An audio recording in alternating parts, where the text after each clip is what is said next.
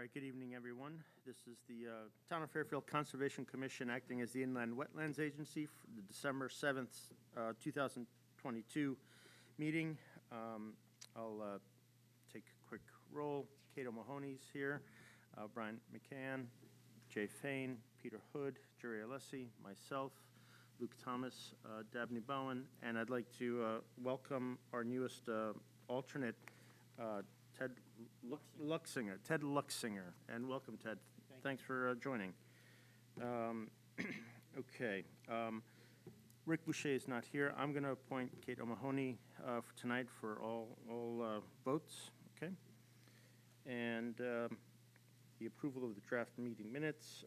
There's a site walk from October 26, 2022, the Inland Wetlands Agency meeting from November 2nd, 2022. And the site walk meeting from November 13th, 2022. Do any members have any corrections, any issues? Nope. And then I can entertain a motion to approve. Peter, and second, Kate, all in favor to approve the minutes for all three? Good. Okay, go on to 4 applications for receipt. Number 1, WP-22-313, Town of Fairfield, 40 Riverfield Drive, map 177, parcel 15. Maintenance of a drainage swale water course within a regulated area. It's on Riverfield Drive, Palmetto Drive, and Doreen Drive. It's a significant application, but no public hearing petition has been received. Petition period ends December 21st, 2022. And the public hearing is in the public interest, yes. So the last day for a public hearing and decision is February 10th, 2023. We haven't set our meeting schedule yet, so that's an estimated date. And the staff recommends scheduling a public hearing for January or February monthly meeting. We'll do it for January. Okay? Okay. 5 applications for discussion. WP-22-267, Williams, 3685 Black Rock Turnpike, the Black Rock Congregational Church, map 72, parcel 178. Connect 6 existing drain pipes via manhole to the town drain pipe within a regulated area. Last day for public hearing or decision is January 6, 2023. Last regular meeting prior is January 4th. Again, that's an estimated date, but the staff recommends approval with conditions. Commissioners, any comments? Yeah, a couple of comments. I know, first of all, that was... Commissioner, can you, yeah, thank you. No, first of all, that there were comments from the engineering department. Have those been incorporated into the recommendation?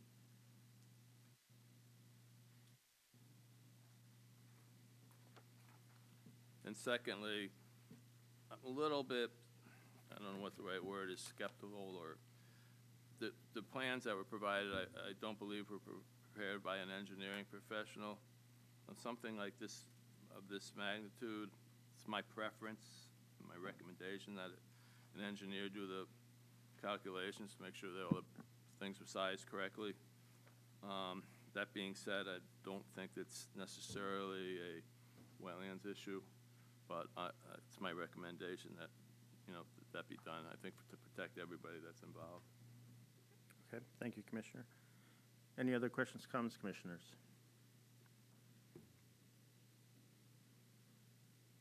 Okay.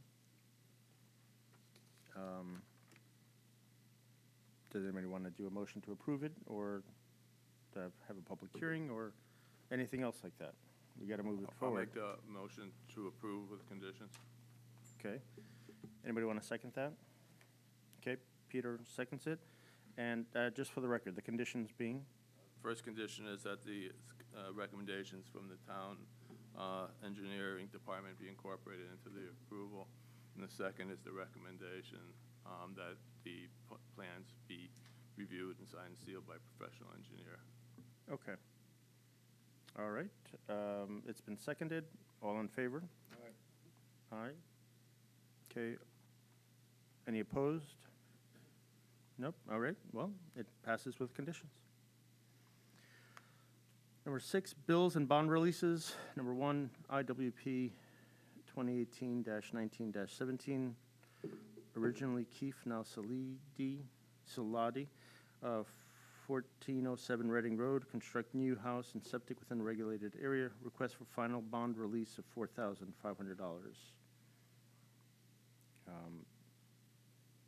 Any issues with that? Anybody? No, Tim, no? Okay, well, can we do a motion? Anybody second that? Dabney seconds it. Jerry, motion, Dabney seconds. Those in favor to release? All in favor? Okay. Any opposed? And, okay, we have a recusal. Mr. McCann. Okay. Number 2, IWP 2020-21-16, Kim, 100 Mine Hill Road, construction of a new dwelling, accessory structure, and subsurface sewage disposal system within a regulated area. Request for partial bond release of $18,750. Well, I'm going to correct it now on the record. It was a typo. Just for the record, it's $18,700 of an original $25,000, leaving still with the commission $6,250 of a bond. So it's a release of $18,750 of an original $25,000. Is that staff? You're good with that?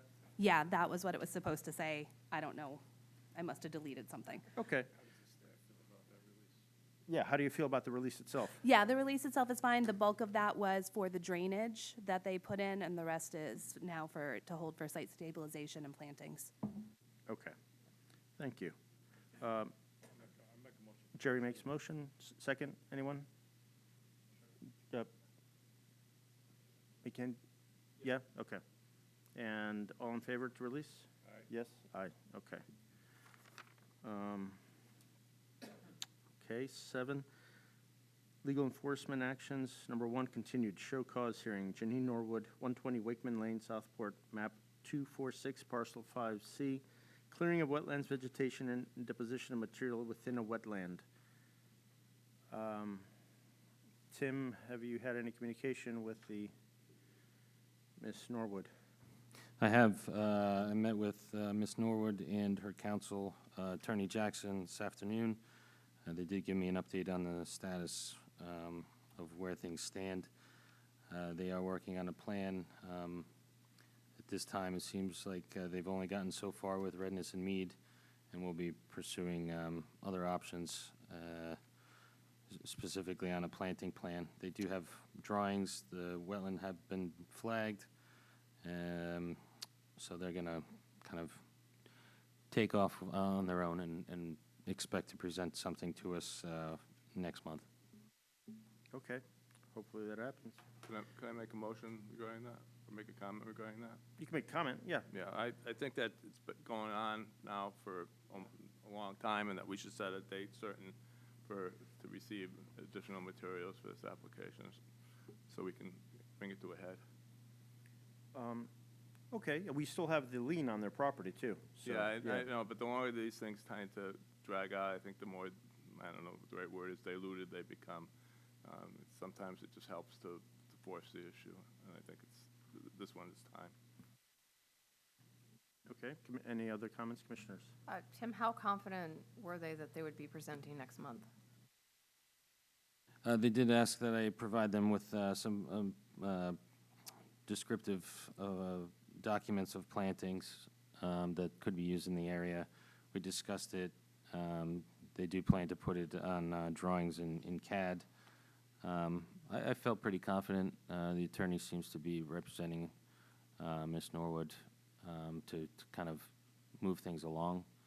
The ball seems to be dropped on the relationship between the consultant and the homeowner, so I think he's kind of picking it up to keep the ball moving. So I think January is realistic and would not be opposed to Commissioner Fain's suggestion to setting a deadline. Okay, thank you. So we have Commissioner Fain's, it's a suggestion if you want to to make that into a motion, you can, and then somebody would have to second it, and then we can vote on that, and then the staff. Go. Yeah, I'll make a motion that we request or ask Ms. Norwood to have the materials in time for our January meeting, submitted in time for the January meeting, and if it's not submitted within that time frame, we'll reserve the right to take additional action. And I'll second. Okay. All in favor? Okay.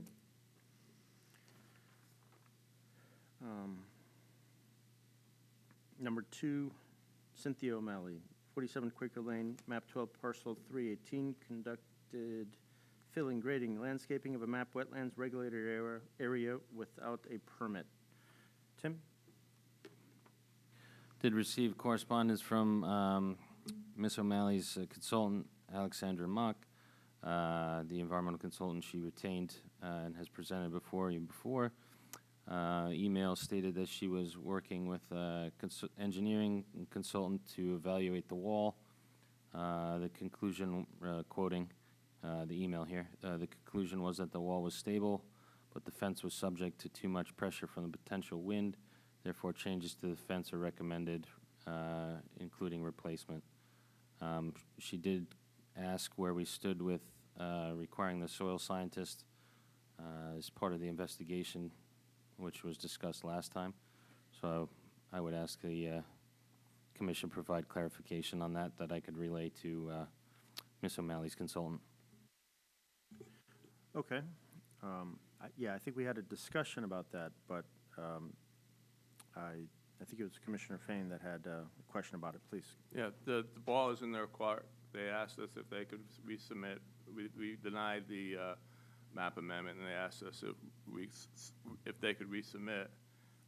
We didn't make any commitment. I expressed my opinion that it's a regulated area regardless, and that probably wouldn't be information that would be that useful. But we left it to them to decide whether they wanted to resubmit the application or if they wanted to come in for an application to remediate the violation. So similar to the last application, I think we should try to get them to move this along. Okay. Well, I think that they're looking for guidance because I think at Tim's suggestion, I think that's why they came to us in the first place with that application. Is that correct, Tim? That's correct. Okay, and then we denied it, so I think they're not sure where to go yet. Do you want them to bring, commissioners, all in general, do you want them to bring a new application with more information, or what would be your cup of tea? I think it's definitely up to them. It's a violation. It's in a regulated area. We've had some input now from various departments in town. It's in a floodplain, so the floodplain study would have to be done for the fill to remain. We know the wall needs a building permit, so it's really up to them. I think and again, I don't think we can make any determination or any advice until we have a hearing and get the information that we would need to be able to offer that advice. So I think they have to come to us with an application. Okay. Whether they decide to do it as I think the map amendment thing is really not relevant or useful because either way they need to come to us with an application. Okay, so Tim, commissioners, any other questions, comments, or any on that issue? If they come forward with a new application, are we comfortable suggesting a fee waiver? Since they've already paid it once. They paid it once, yeah, right. Well, then, I would be, yeah. So I would recommend, Tim, tell them to come with a new application and with a fee waiver request. But commissioners? Just to point out that the new application that they would come before would be a different cost than the previous attempt. Is More or less? yeah, More. more? Oh, well, then, Yeah, and you could also just throw this out there, do a fee waiver for the cost difference, yeah, right, As that's well. what I was going to suggest. if that's So, willing to be entertained. yeah. I think that would be our direction to them.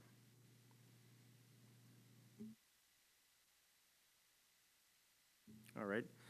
Number 3, show cause hearing, Lobo ATL Builders LLC, 447 Stratfield Road, map 31, parcel 202, deposition, filling, and material disturbance of the natural and indigenous character of the land, ground disturbance, and conducting a regulated activity within a regulated area.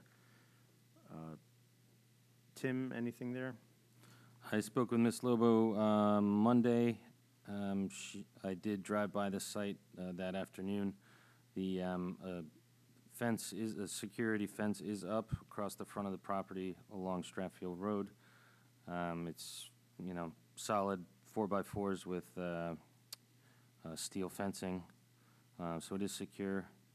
And I did include the, receive and included the environmental consultant's report, now that we have it, on soil sampling for the material that was deposited there. Yeah, I saw that. It was relatively clean, I think, right? Yep. So at this time, I would propose to issue Ms. Lobo a, you know, letter stating that it's been resolved.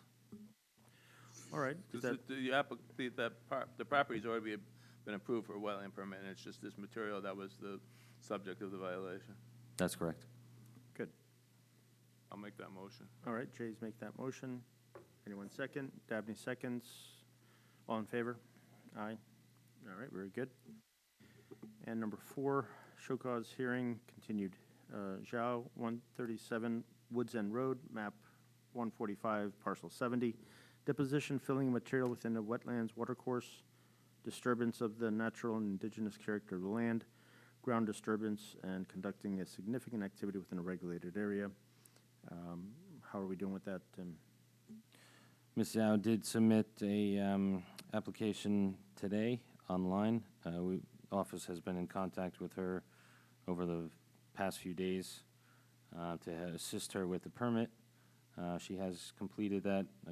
I don't think staff has had the chance to look at it in the last few hours, but it is in. That's so good. she is making progress. Were you able to assist her in the, there's a fee involved? There is there would be a fee at this point, given the fact that it is a permit and a violation. Okay. Did you advise her to try to file a fee waiver as well? Have not yet. Once we review the application for completeness, I will address the Good. the Yeah. fee. Can we move this from a violation to an application then, or should we wait till the next meeting? I would recommend that we wait till the next meeting just so we could review the application. Yeah, I think that's fair. But again, I want to commend her. She did so well, and I want to reward that activity from, some, okay. 8, I'm sorry, staff report. Reports from the Conservation Department.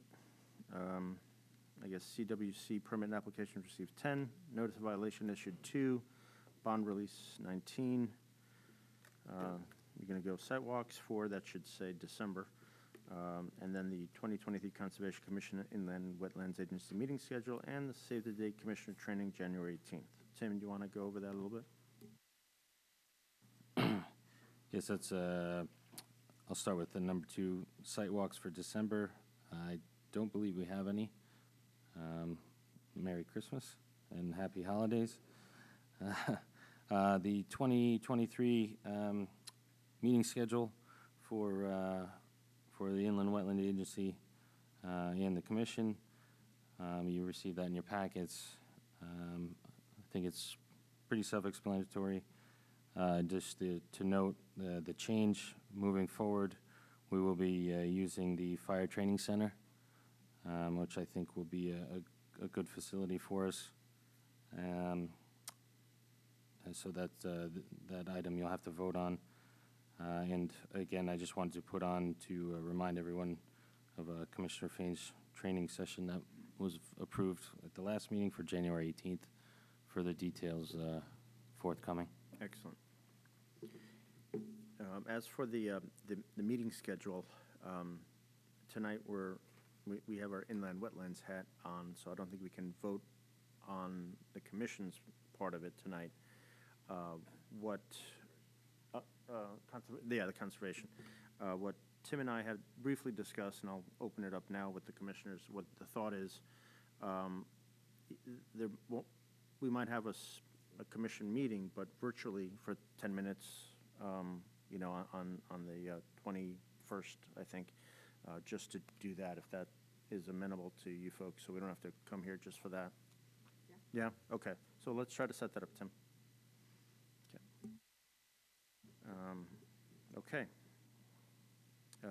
9, public hearings, continued. WP-22-289, JP Franzen Associates Architects, PC, 60 and 22 Brett Road, map 168, parcels 40A and 40.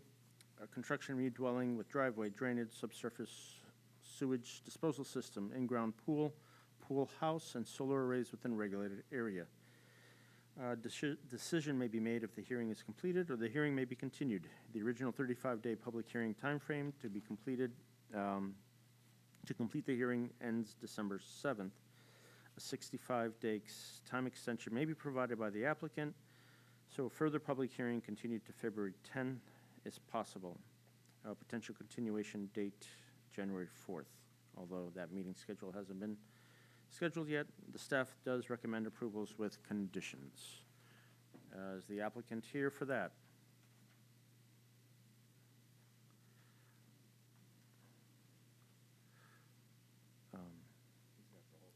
Yeah.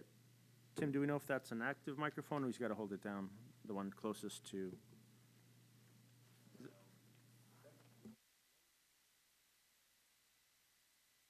You got to hold it down, unfortunately. I'm sorry. Hello, Yeah, there you go. That works. Mr. Chairman, members of the commission, my name is Michael Buterla.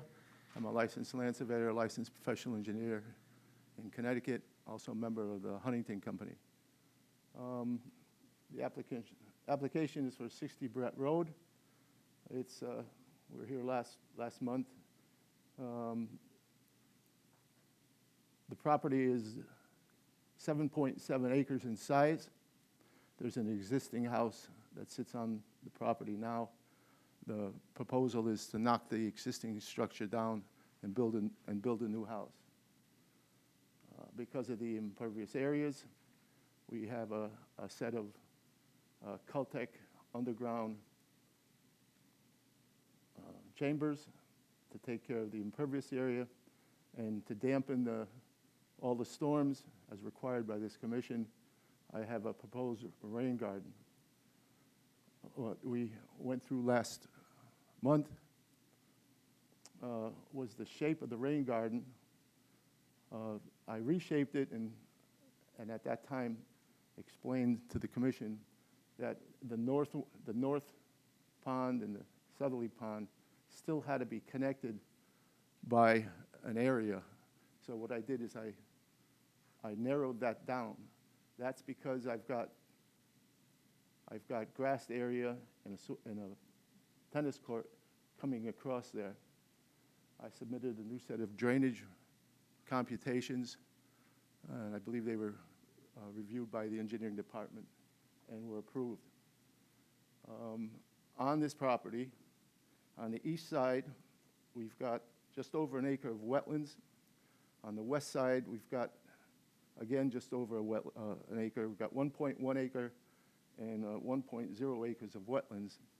And what we did is, per your staff's recommendation, is what we are doing now is granting an easement over each set of wetlands on the east and the west side, and also an easement over the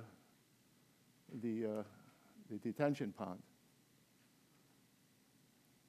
The easements, the two easements on the both sides will add up to about 3.5 acres. The detention pond will be about 3/10 of an acre.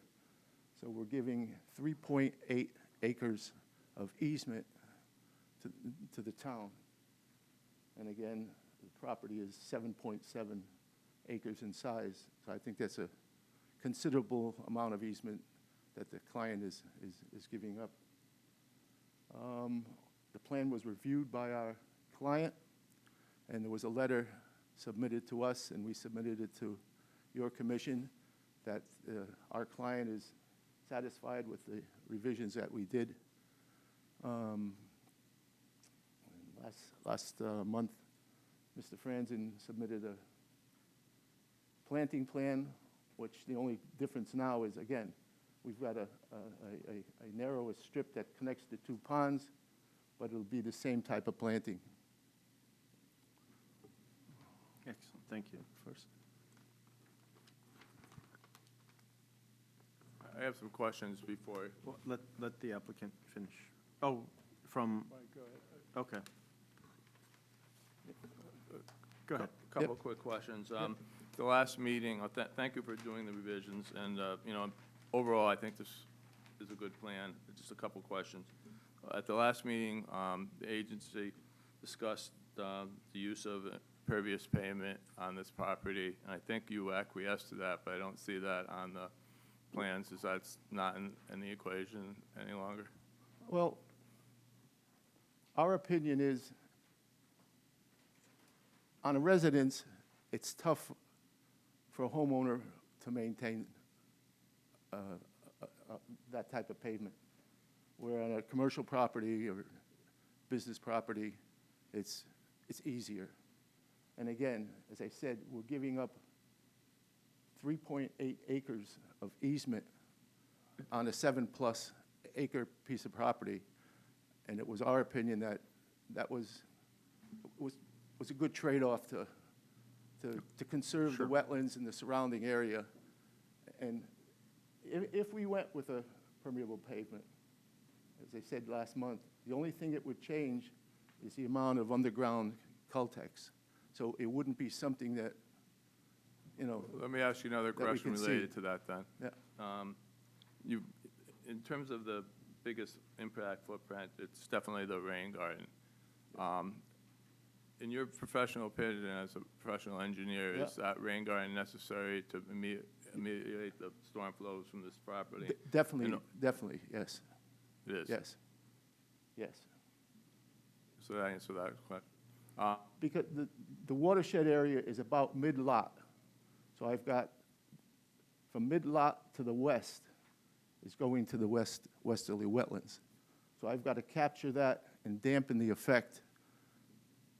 And the big deal, as always, is your requirement to get the post 10 equal to or less than the existing 2-year storm. Yeah, I guess what I'm asking you. That's the tricky part of all the time. Right, I'm asking if you think it's necessary in this particular Yes. application. Yes, it Okay, is. Thank you. Definitely. And, also, in your stormwater calculations and your design, are you considering the site de novo, or are you taking credit for the existing structures on the property? I looked at it with the existing house as a, I use the existing permeable areas. The house was built in the, No, but you take credit for Even the as of the 50s. existing, you're not capturing the new, the existing impervious area, you're just treating or for the increase in impervious area? yes. Okay. But again, all of the impervious area are going into the cultex. Would you consider, and maybe this is a question for Mr. Franson, a smaller area of pervious pavement, maybe just in front of the front courtyard or the service courtyard, just to integrate it into the, LED measure into the site design?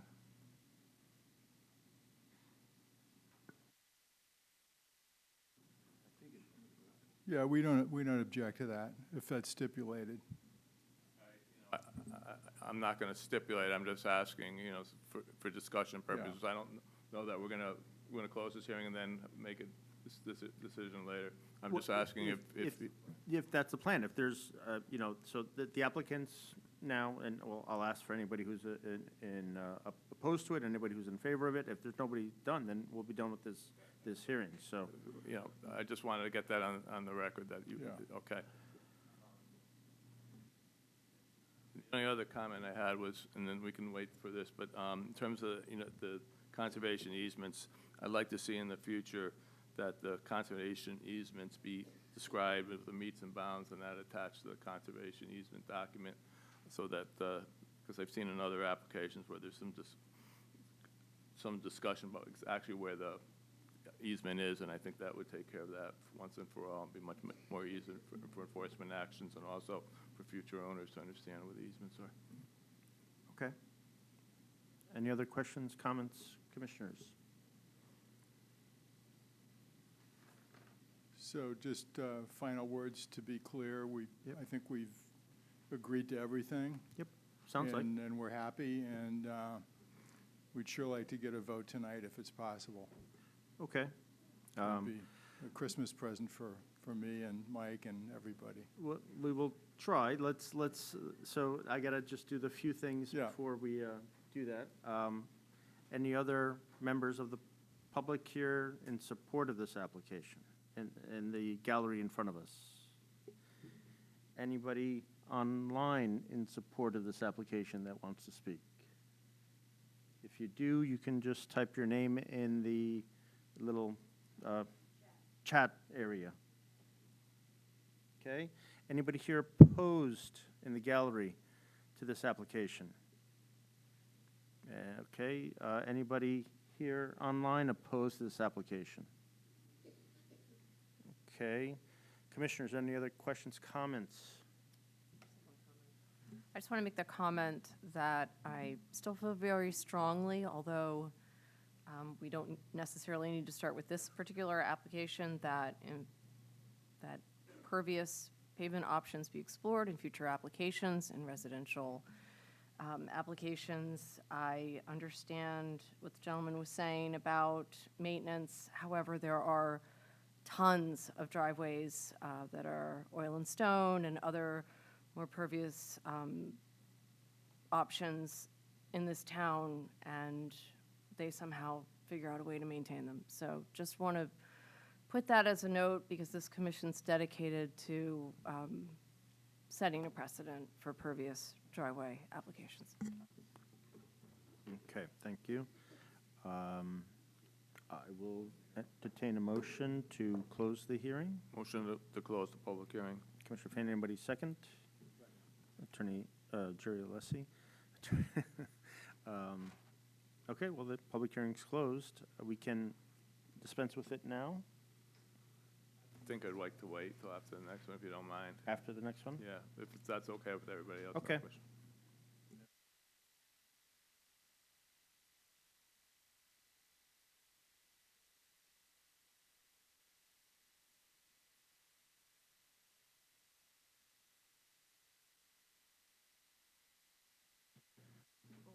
No. Yeah, you know, I think it'd be best, Commissioner Fain, that we vote on this one now, because I'm not sure what will happen. Okay? Yeah, right, and we might not have enough time, so, and we're pretty much done with it, and, okay, so, is there any motion to approve? I'd make a motion to approve this application per the applicant's revised plans. I guess they're dated, I don't even know what they're dated, today. The last revised plan That's the submitted? last- Okay, with some conditions. And I'd like to discuss the option of including some pervious pavement. I think we could have that discussion after I make this motion, with the proviso that the meets and bounds be described the conservation easement be described with meets and bounds, and that be included in the filing with the conservation easement documents. And I believe that, did I miss anything? I think that covers it. okay. Anybody want to second that motion? Peter seconds it, okay. Discussion? I'm 100% in support of the meets and bounds requirement, particularly as it pertains to future ownership. And I think this commission knows how I feel about pervious driveways. As I said before, I don't feel strongly that it has to start with this application, but I think this is as good as any. There's an option to do either like the front court, a small area of the property, just to introduce it into the project and to introduce it, to neighbors. And it actually is an attractive option in terms of the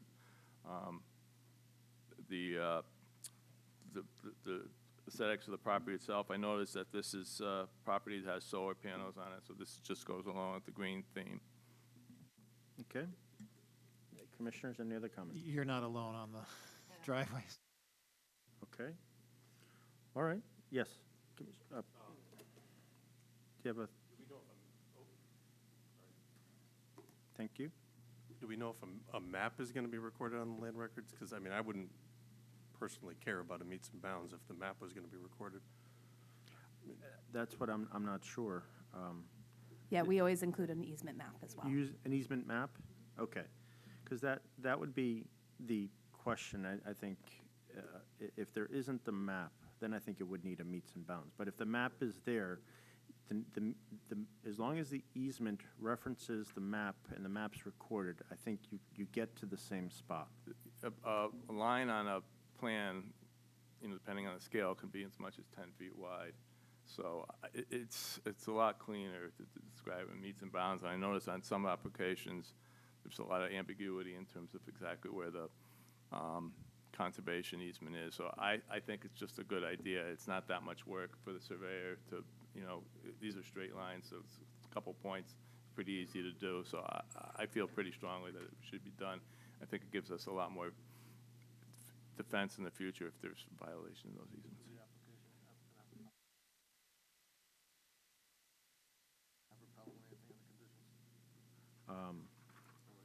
I don't think it really matters. Have we gone, you heard our conversation here? They're pretty much the same as what we discussed. Is that correct? So you're okay with partial, okay. So it's for the record, the applicant it has no objections to what we just had. So the motion's on the floor. It's been seconded. We can, if there's no more comment, we can vote on it. All in favor? Okay. Well, congratulations. Merry Christmas.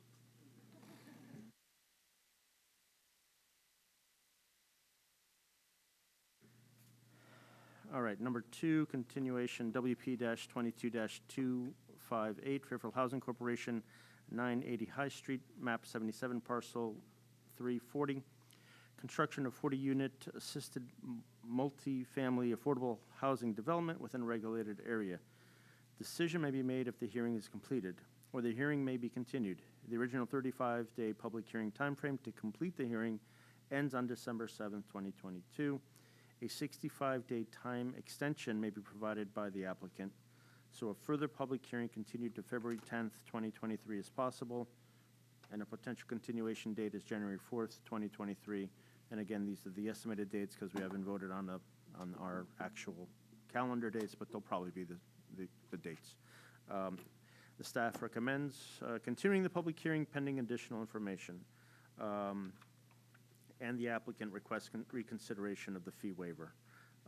Let's start with the applicant requesting reconsideration of the fee waiver. Commissioners, applicant, okay, very good.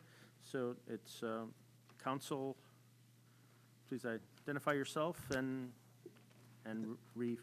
thank you. Thank you, Mr. Chairman. For the record, Brian LeClaire. I represent the Fairfield Housing Corporation, the applicant. And this is just one of a couple of housekeeping and procedural matters I wanted to go over before you get rolling with the hearing. And I'll begin with this. It's the Fairfield Housing Corporation does request a fee waiver in this matter, as it did with its prior application on this property. As indicated at the last hearing, you heard testimony that confirms the Fairfield Housing Corporation is a tax-exempt corporation under Section 501c3 of the United States Internal Revenue Code. The Fairfield Housing Corporation has one member, and the one member, the sole member, is the Fairfield Housing Authority. The Fairfield Housing Authority is a body, corporate and politic, created under the Connecticut General Statutes, Section 840, and the Fairfield Housing Authority is the housing authority of the town of Fairfield, Connecticut. And again, it's the sole member of the corporation. The authority receives its funding from two sources: the United States Department of Housing and Urban Development, HUD, as well as rental revenues from its residents. And any fees must come from one of those sources, either HUD money, which it has not been given for these purposes, or from rental revenues, or by reducing expenses or increasing rental revenues. So we asked for the waiver given the not 501c3 status of this and the fact that the Housing Authority is the member of the Housing Corporation applicant, Mr. Chairman. Okay, thank you, counsel. Is there any others, or is that? Just a few other things. I'll go Yeah. over housekeeping if you want me. Yeah, I might as well do it now. Sure, just a couple Yeah. of things before you receive the reports of your consultants, Yep. which were retained by Mr. Bishop and the Right. staff, and the public comment.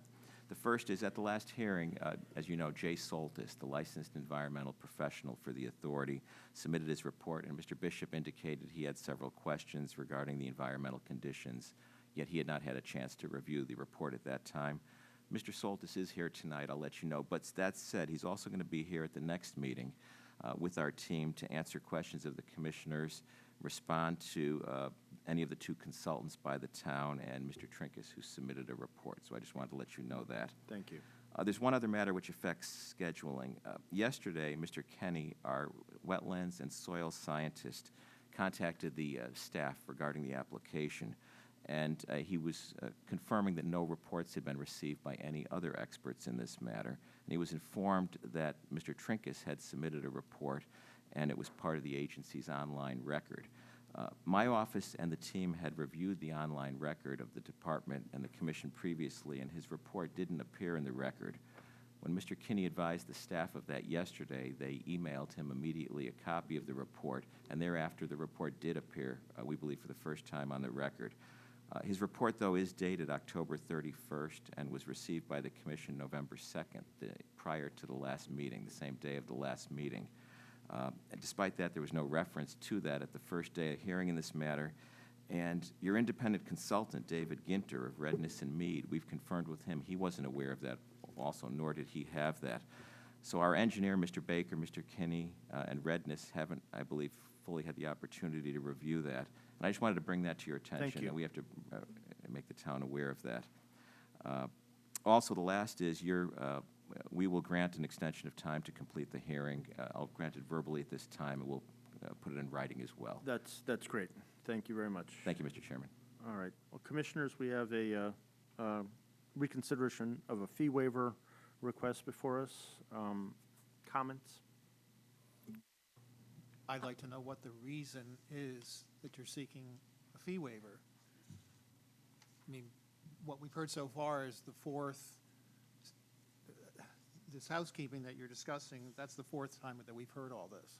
The first time was in the original application, and then it was reiterated by your co-counsel in October, and then last month. So this is the fourth time. What's changed?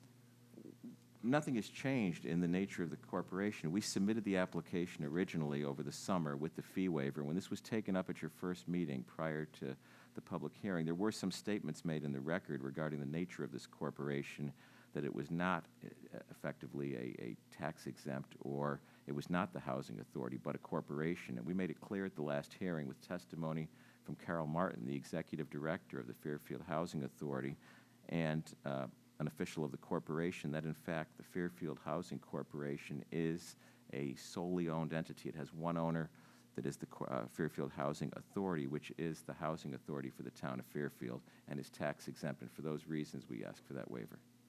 Right, but given that the decision has already been made, or was made, is it your contention that the commission was careless or negligent the first time this was? I think at the last time, the commission did not have all the information, or may not have appreciated the information regarding the nature of the corporation and the housing authority and what this housing authority is. And as such, we've requested a reconsideration, which is procedurally the correct vehicle. If we believe you should reconsider your decision in denying it, given the nature of the authority and its applicant entity, the corporation. So in a sense, you're saying that your original application was not complete? Not saying that, no, not at all. Well, then Our what- original application is complete. We believe that some comments were made on the record at the last, when this was taken up, that are not correct regarding the status of the corporation. It's not a for-profit corporation. It doesn't have owners or members except for one owner. So I guess what I'm authority. getting at is that it seems to me you're inferring that the commission was careless and negligent. And if you're remarking, are you introducing other comments you've made into the record? I am elaborating and summarizing comments that were made by Ms. Martin, the executive director, at the last hearing in November on this matter. I'm not saying you were negligent implies a standard of care, a breach of the standard of care. I'm saying that when the decision was made by this body, I think there were comments made by members that were incorrect regarding this entity, because there was no testimony by Ms. Martin when you first took this up. And now so that what you've you're- heard that, it would be an appropriate time, I think, to reconsider that request. What I believe you're saying is that the rest of the commission was influenced by what you call improper or incorrect comments. I think that, yes, comments were made that may have been incorrect, and that hearing the correct information now through Ms. Martin last hearing, I believe you have the correct information before you, and she's here to answer questions should you have more about this entity. Information is the same, and I'll only speak for myself, and I will say that I'm insulted. Because what you're really saying is that you feel incorrect statements were made, and that an individual didn't, in fact, read your application, which is here, and that the rest of us simply reacted blindly because we were careless. I'm just saying I'm insulted. It's not the intention. Necessarily change I'm prepared to make the motion, just so you know. But you need to understand that the responsibility for any misunderstanding is yours. And like I said, this is the fourth time I could make the speech now about the relationship between the corporation. But I would say, you can see my initial one. It says 980 High Street, Fairfield Housing Association. So yeah, I'll throw myself on my spear. I think I had a little bit of misunderstanding as well. But I don't think it's appropriate to infer that we didn't read it, or we just didn't want to be bothered, or I think really what you're suggesting is that we'd already made a decision prior to the vote.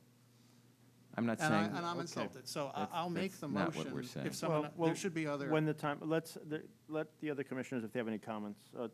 Yes. I mean, my own personal feeling is this, and there's been commissioners who've been on this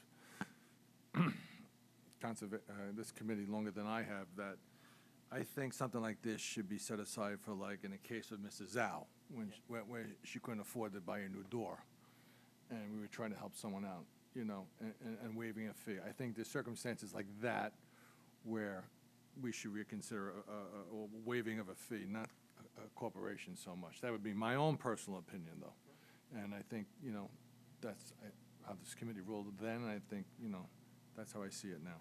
Okay. Commissioners, any other comments? Yes, You Commissioner know, I Mahoney. think it's the scope of this project and the amount of work the staff has to do. So I think regardless of who is bringing this before the commission, I think you're asking a tremendous amount of work for the staff. And I think that was, when you're looking at a fee waiver, the amount of cost and man-hours that has gone into this application is enormous. Yes, Commissioner. I'll okay. second that. I think there's a couple of different things here. One is, we've heard this application before. I think we gave very explicit directions on which to the applicant in which way they should go, and that's, I think, required by the courts to tell the applicant, give them direction when you get making a decision. I think the applicant has chosen not to take that direction. In doing that, it's prolonged this hearing and prolonged the amount of work we've had to do to examine this application. And, we have to consider the cost to the town. I think our first duty is to the taxpayers, and the taxpayers are going to pay, I think, a lot because of the prolonged nature of this application. So I am not in favor of it. Okay. Commissioners, any other comments, questions? Okay. Commissioner Hood? Make the motion to reconsider. We first have to make a motion to reconsider before we, okay. Yes. So anybody second that motion to reconsider? Okay, Dabney, okay. All in favor to reconsider? Just to reconsider. Okay. We're just not, we're not voting on it, we're just reconsidering it. We have to make a motion to, Well, you- we have to make a motion. Do we have to make a motion to approve it? Yeah, Or deny. Oh, then that's okay. Yeah, You don't make the it doesn't, the table, and it's Yeah. done. It's already been made, it's already been made. I'll vote to deny then. Same outcome.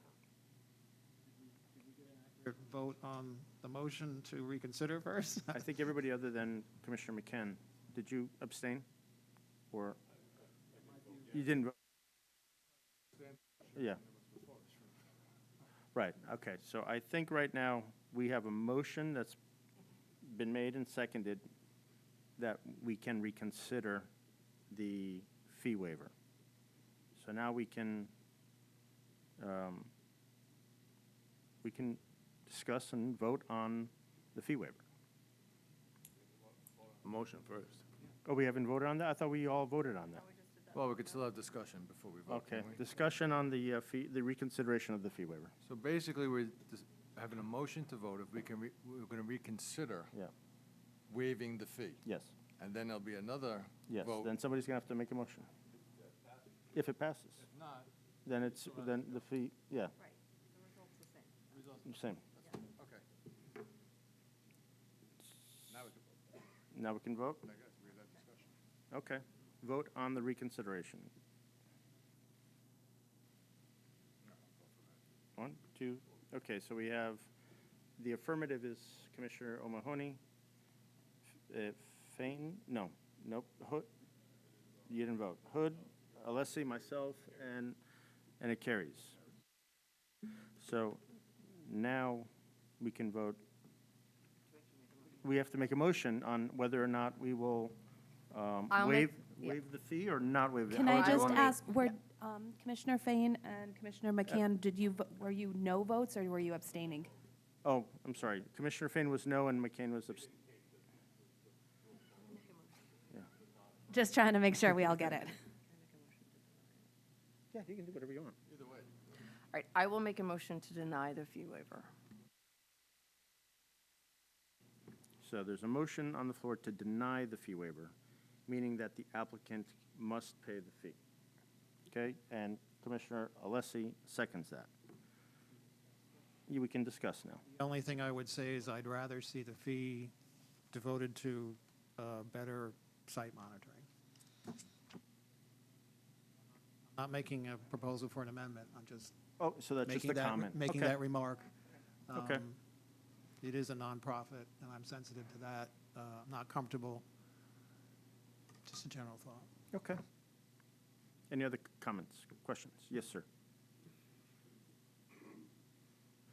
I mean, in weighing this decision, it's a 501c3, it's a not-for-profit.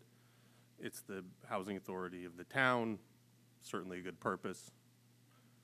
But I think that's not the end, the be-all, end-all. I think that, as Commissioner Mahoney said, you have to weigh that with the other things, not the least of which is the staff time, the experts' fees, the commission's time, et cetera. And in my opinion, the latter outweighs the former, and it's unfortunate, but I think we just have to impose a fee, my opinion. Okay, that's good. That's what the comments are for. Any other comments, questions, commissioners? Nope. So now the vote would be to approve the motion to assess the fee. Okay, all in favor of the motion? All opposed? Okay. So the opposed was Commissioner Hood.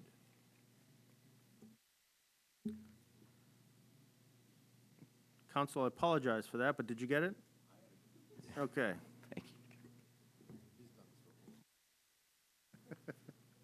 you. All right, so now we're back to where you're still on deck.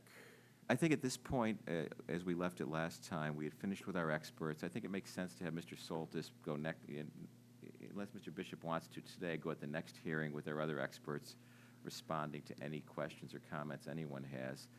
Having you had, it's up to, if Mr. Yeah, Bishop let wants me- to inquire Tim- Mr. Soltis, he can today. If he's prepared, we can do it all next time. And today you can take your consultants, listen to them, as well as the public for and If, against yeah, that are if we here. get, so I'd like to make a quick comment to the public that's here for this. So from the last meeting till now, there's been, if you were here, you heard at the last meeting, the commission asked the staff to get some experts to do some research. And there's 2 experts that the commission did hire, and they provided reports. So we need to discuss those reports, and then the applicant has the right to talk about and relay their information as to how that relates to them. And so we need to do that first, and then we'll get to the public. So, and there's already been an indication that it's probably going to be another hearing date. That's correct. So I just want the public to understand that we're doing our job to the way that we want to get there. So in the unlikely event we don't start with the public tonight, I think we might, it's only 8 o'clock, there will be a chance at a future meeting, because this won't end tonight. We won't vote on it tonight. Okay? Just wanted to lay that out there. And I'll go to Tim. Do you want to go with the applicants, Mr. Soltis first, or do you want to have the folks that you got? What do you prefer? Yeah, I would take Attorney Leclerc's recommendation to discuss with Mr. Soltis in the next round, so we can move on to our other experts. Okay, so let's do that. Have Mr. Soltis, you said, right? Yeah. Yes, that's correct.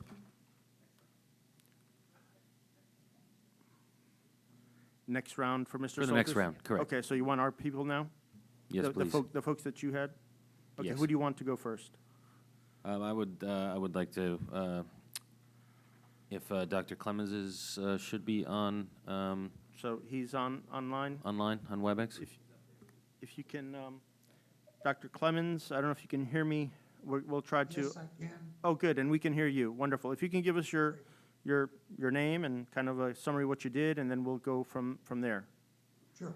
I'm Dr. Michael Clemens. I'm principal of Michael W. Clemens LLC, Environmental Land Use Planning. And I'm a herpetologist by training. I believe my CV is in the record. I sent it to Mr. Bishop along with some of the other documentation. I'm really here tonight to see if you have any questions about what I did. I visited the site. I've essentially come to the same conclusions that Mr. Kenny did, but I did it by analysis. My biggest quibble with Mr. Kenny's work is that he made a lot of statements that weren't backed up with analysis or data. So what I've done is, basically you have my report. On page 3 of the report, you see the vernal pool analysis that I did. And it does confirm that almost everything Mr. Kenny said, with the exception of the vernal pool envelope, which is the 0 to 100 foot, is actually still functional. It's at 22% development. However, the critical terrestrial habitat is basically 93% developed, which is well above the 50% threshold needed for a pool to actually function. And that was a very generous assessment. I counted the patches of woods between Oakwood Drive and Woodcrest Road as potential habitat, being only separated by one road. So it was a very generous estimate even there. So the conclusion is the pool as a landscape that's insufficient to support vernal pool indicator species or obligates. Therefore, it's not a vernal pool, it's a wetland. I looked actually at the wetland itself. It had none of the signatures of prolonged inundation that would be staining on trees, and the litter itself in the basin of the wetland was almost indistinguishable from the rest of the forest floor. So it indicates that there is a wetland. I have no doubt that Mr. Kenny found a wetland there. It's a very shallow depression and really could easily be overlooked if one was not doing the soil borings. There are none of the standard signatures of a vernal pool, that's staining, or deep leaf layers of stained leaves. So I've come to the same conclusion that Mr. Kenny did, but I came to it through analysis. I felt that analysis was important for this agency to have in the record. My opinion, it was the obligation of the applicant to have done this analysis rather than just make unsupported statements. So now you have the analysis, which I believe is important for you going forward to reach a determination, at least as far as the vernal pool is concerned. And that's all I looked at. I was asked to look at the vernal pool, or if there was one. Thank you, Dr. So, Clemens. Said that, I'm happy to answer any questions you might have about this report. Thank you. I'll ask the commissioners first. Commissioners, do you have any questions of Dr. Clemens based on the summary or on his report proper? I just wanted to comment, I found your report very helpful. Excellent. Thank you, Commissioner. Tim, anything? No? Okay. Would the applicant like to respond to that, or you necessarily don't have to? Yeah. Okay. All right. Let's, we can go to, well, who was the second one? I would ask engineer Dave Ginter from Redness and Mead. Okay. I believe he is in the, there he is. Oh, near boards. Okay.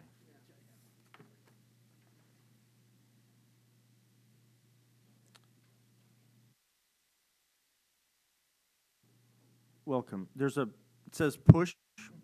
You'll have to actively keep that down with the green lights on, and we can record you and hear you. Thank you, sir. Can you identify yourself? Certainly. Yeah. My name is David Ginter, professional engineer, 18 years of experience with the firm Redness and Mead. We reviewed the plans prepared by Civil One, both site plans and the drainage report. And then I reviewed Mr. Kenny's landscaping plan as it relates to the proposed planting in regards to all the proposed drainage infrastructure throughout the property. As I was reviewing the plans and the documents that were given to me to review, prior to issuing my letter on November 30th, I did have a virtual meeting with Brian Baker from Civil One, as well as Mr. Kenny, to review and make sure that I understood in totality the proposed plan as well as the drainage report prior to making any of my comments. There's always a chance of misunderstanding and making comments that are not correct. Based on the conversation and the review of the plans, there was 5 key items that I raised and discussed with Mr. Baker and Mr. Kenny, as well as led off in my letter to you all. Areas that I thought needed to be reviewed in more detail to see if changes could be made to further protect the wetland area and the buffer area beyond it. The first area that we discussed was the need for a detention basin that was proposed in the northeast corner, located in the buffer area.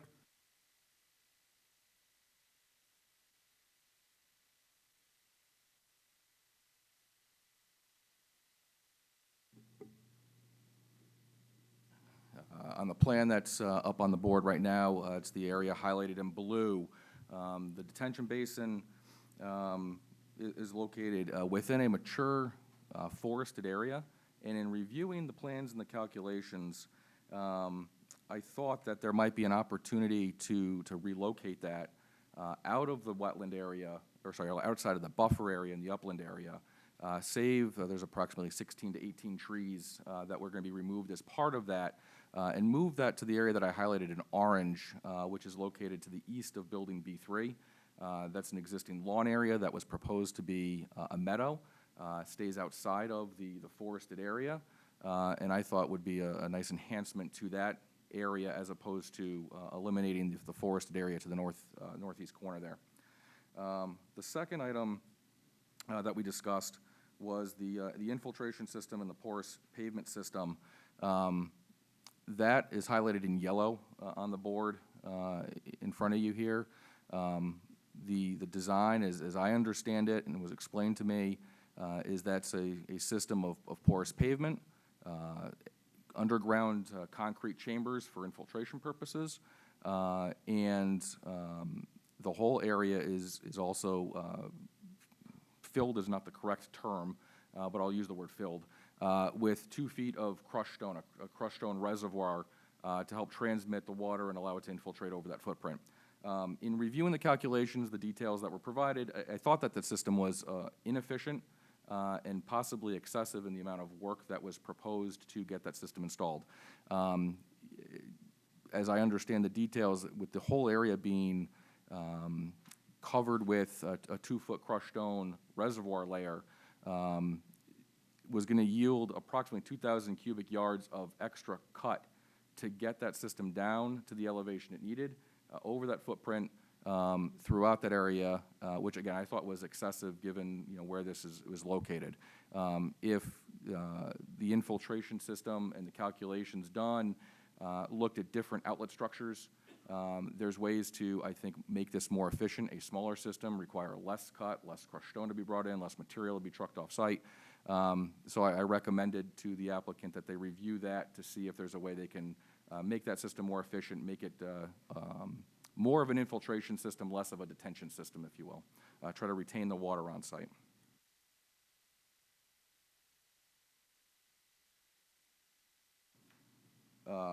As it relates to both of these items, as you've heard other applicants today present, the town requires the proposed 10-year storm peak flows to match or be less than the existing 2-year flows. As I understand it, that is also only pertaining to the proposed development itself and nothing that is not being touched on the property and does not require any design for off-site area. Reviewing the calculations, it is my understanding that the detention basin was designed and located where it was to control the peak runoff from the however many acres it is from the off-site properties, the residential properties to the north, which again I thought might be excessive for this area and actually have an adverse impact on the wetlands given the size of that basin. So I was recommending that the applicant reconsider the calculations that were done and study only the areas that are disturbed to see if there's a way to, again, not only move that detention basin, but also make it smaller and fit into the landscape better. The third item that we discussed has to do with the temporary sediment basin, or sediment trap, excuse me, that was to be installed in phase 1 of the construction process.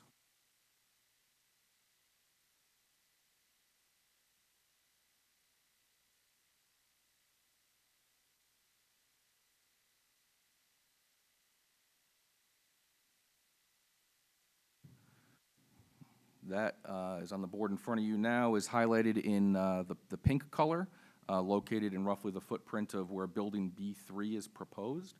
In reviewing the location of that and reviewing the phasing plan, the verbiage that was placed on the top of each of these sediment erosion control drawings, the intent was to install that temporary sediment trap, construct the building, or excuse me, construct the stormwater management system underneath the parking lot, put the parking lot in, and pave it so that I presume that could be used as a staging area for the construction of the buildings, and then start constructing the residences, I believe in the northwest corner, and kind of working yourself around.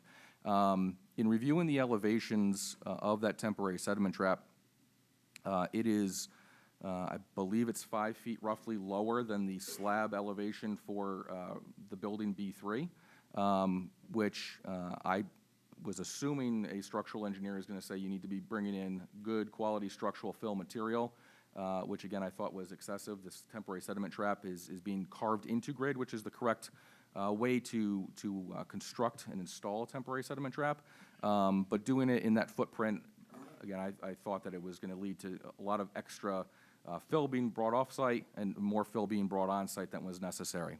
The elevations of that also were not going to allow the full complement of drainage infrastructure to be installed underneath the parking lot, and would not allow the parking lot to be installed and paved in Phase 1, given the elevation difference that was between the bottom of the temporary sediment trap and the finished parking lot. So I was recommending that the applicant review an alternate location for that, and similar to what we were talking about with the relocation of the detention basin, I was recommending that that be relocated to the east of B3, highlighted on the plan in front of you here in that kind of purple outline. So similar to the same location that the detention basin was going in that existing lawn area just outside of the wooded buffer and the wetland pocket. We also discussed with that temporary sediment trap and the infiltration system permanently, there was a stormwater connection to the conveyance system within High Street. From a proposed standpoint, looking at the calculations that were provided, there really is no flow tributary to that pipe, so I thought that connection was unnecessary. During construction, I have a concern about having that connection be installed. The way that the temporary sediment trap is designed, there's a permanent pool of water, and essentially when it rains, a drop of water comes in, which means a drop of water is going to come out, and during every storm event, you are diverting all of that runoff from the wetlands to High Street. I don't know if there's capacity issues or downstream flooding, but that opens up potential impacts to the conveyance system in the street, as well as to downstream neighbors in that area. That's an unintended consequence that I don't think we would, I certainly wouldn't be recommending to do it that way. Additionally, during the life of construction, all of that stormwater runoff and potentially groundwater, since the temporary sediment trap is being dug into grade and potentially intercepting groundwater flow, that water is being diverted away from the wetlands, which again is to me a negative impact. Temporary sediment traps work if they're designed correctly, installed correctly, and maintained throughout construction. I would think that letting the runoff flow through the temporary sediment trap into the wetland would be a benefit during construction, as long as it's managed correctly, and a better use of this than trying to divert all that water into High Street. The last major item that we discussed had to do with the fire truck movements. The movements that were provided, we reviewed. We have the software that analyzes fire truck movements. We do that on a lot of our projects that we work on. We don't have Fairfield's ladder truck specifically. We have Westport, Stamford, and Fairfield, and Westport, Stamford, and Greenwich. They're all similar sized trucks. We could not recreate the movements that were provided. I believe there needs to be more of a turnaround at the end of the driveway to allow the ladder truck specifically to maneuver on out of there. So I've asked the applicant, re-review that, or at least, if they can provide me the sizing of that ladder truck, and then I can, again, verify it myself. But that was the last major item that we reviewed. Obviously, with a 6-page document that I submitted, there's a fair number of other comments. Most of them are technical in nature, additional information just to help review and make sure that all the calculations are correct. Details, ultimately, that if this was to be approved and it went to construction, things that contractors would want to see to help construct everything. It's primarily the balance of my comments. I think a lot of those comments will be addressed as they review the overarching comments that we just discussed here. And a lot of those should be fairly simple and straightforward to be dealt with. I was alerted this morning of the letter prepared by Mr. Trinkus. I was not aware of it. The only one I was aware of was the one from 2019, which I did not bother to review since a separate application. I did find it today after being alerted to it. I did quickly review it. A lot of the comments that were in Mr. Trinkus's letter are similar to a lot of the more technical comments that I had made in my letter to you. I think there's additional comments and things that Mr. Trinkus made regarding the overall design of the stormwater management system and separating distances to restrictive layers and things like that. I agree with some of those comments. I don't necessarily agree with all of his comments. I don't know if this commission would like me to review that and be prepared to discuss his comments in any way, shape, or form. But given the comments that and the discussions that I've had with the applicant regarding the bigger picture items here, I think it's a little premature to be discussing in depth Mr. Trinkus's comments, and personally, I would rather wait until we see updated plans and reports from the applicant before reviewing those and making any comments on that. With that, I'll hear for any questions you may have. Thank you. Commissioners, any questions, comments? Go ahead. Dave, did you consider the volume increases from this proposal at all? We did not specifically look at the volumetric increases. I did see that was a comment from Mr. Trinkus, and I think it's a valid one to analyze. I don't know that I agree that all volumetric increases are adverse impacts, but I don't know that there's enough information in the reports that were prepared to fully say how much of an impact there might be with the volumetric increases that might be seen out here. And again, I think with the potential redesign, reallocation of some of the stormwater management features might change some of those volumetric calculations. Another question, we're the wetland agency and our purview impacts the wetland. Can you summarize what the impacts exactly will be to the wetlands if we implement this proposal unchanged? Unchanged, I think the stormwater management plan is doing what it's supposed to be doing. I think they went above and beyond with the calculations that they provided in terms of trying to minimize peak runoff. As I said before, they were handling the stormwater runoff from the entirety of their site plus the off-site areas. So, it's going to be a significant reduction in the peak flows leading to the wetland and an off-site property. So if you're looking at, just from a purely stormwater management standpoint, it's a significant improvement. You have to weigh that with the forested area that would be disturbed to put in that detention basin to make those calculations and those flows a reality. Is that more of a benefit for you, removal of 16 to 18 mature trees and habitat for the critters and the birds and things that want to be in that area? I did review Mr. Kenny's plan and see the he's proposing a meadow to go back in there with some trees and shrubs and things. I think you'd have to weigh to see is that something that you would ultimately like to see. Again, from a stormwater management standpoint, they're I believe going above and beyond with what was presented to you. Thank you. Any other commissioners, comments, questions? If the detention basin were not sized to take into consideration the stormwater runoff coming from the north, how much of a reduction, if it didn't take that into consideration, how much of a reduction would you see that detention basin potentially having, and would that aid in the number of trees that would need to be taken down and the impact of the wetlands to the south?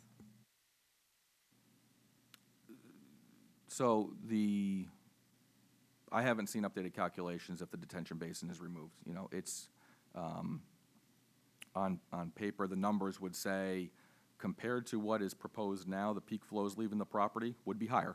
right? Because you would be analyzing more off-site flow coming through the site untreated and leaving it.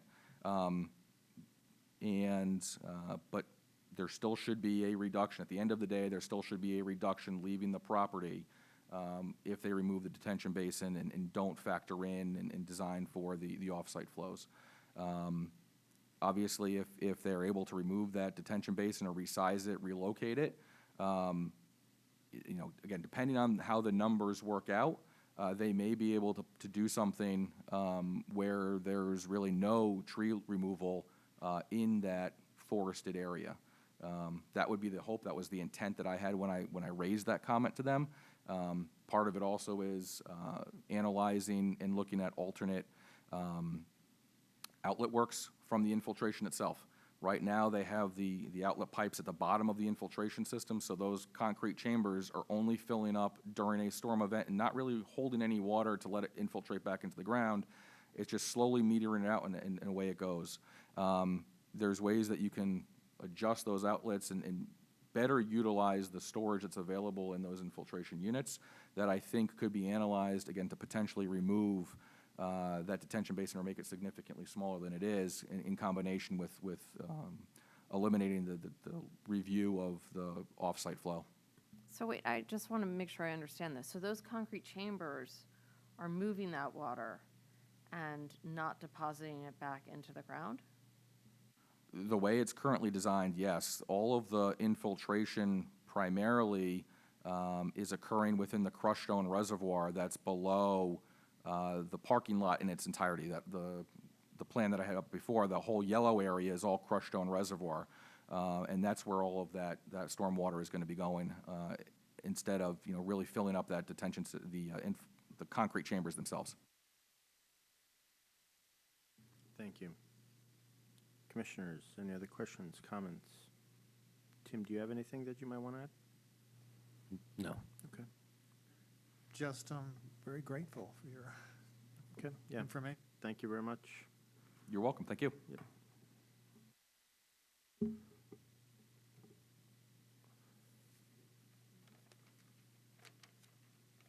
All right. So where does that leave us now? Because you want to respond to all of this, I'm assuming.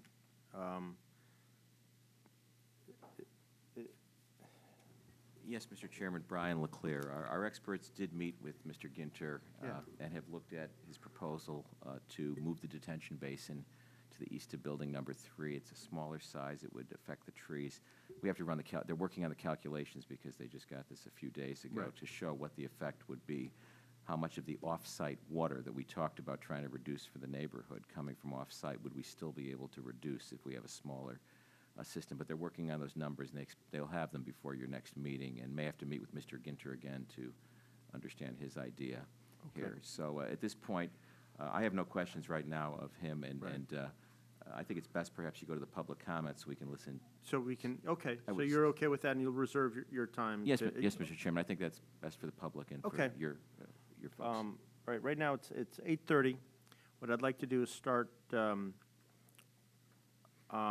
I'll start with anybody here who's in favor of this application.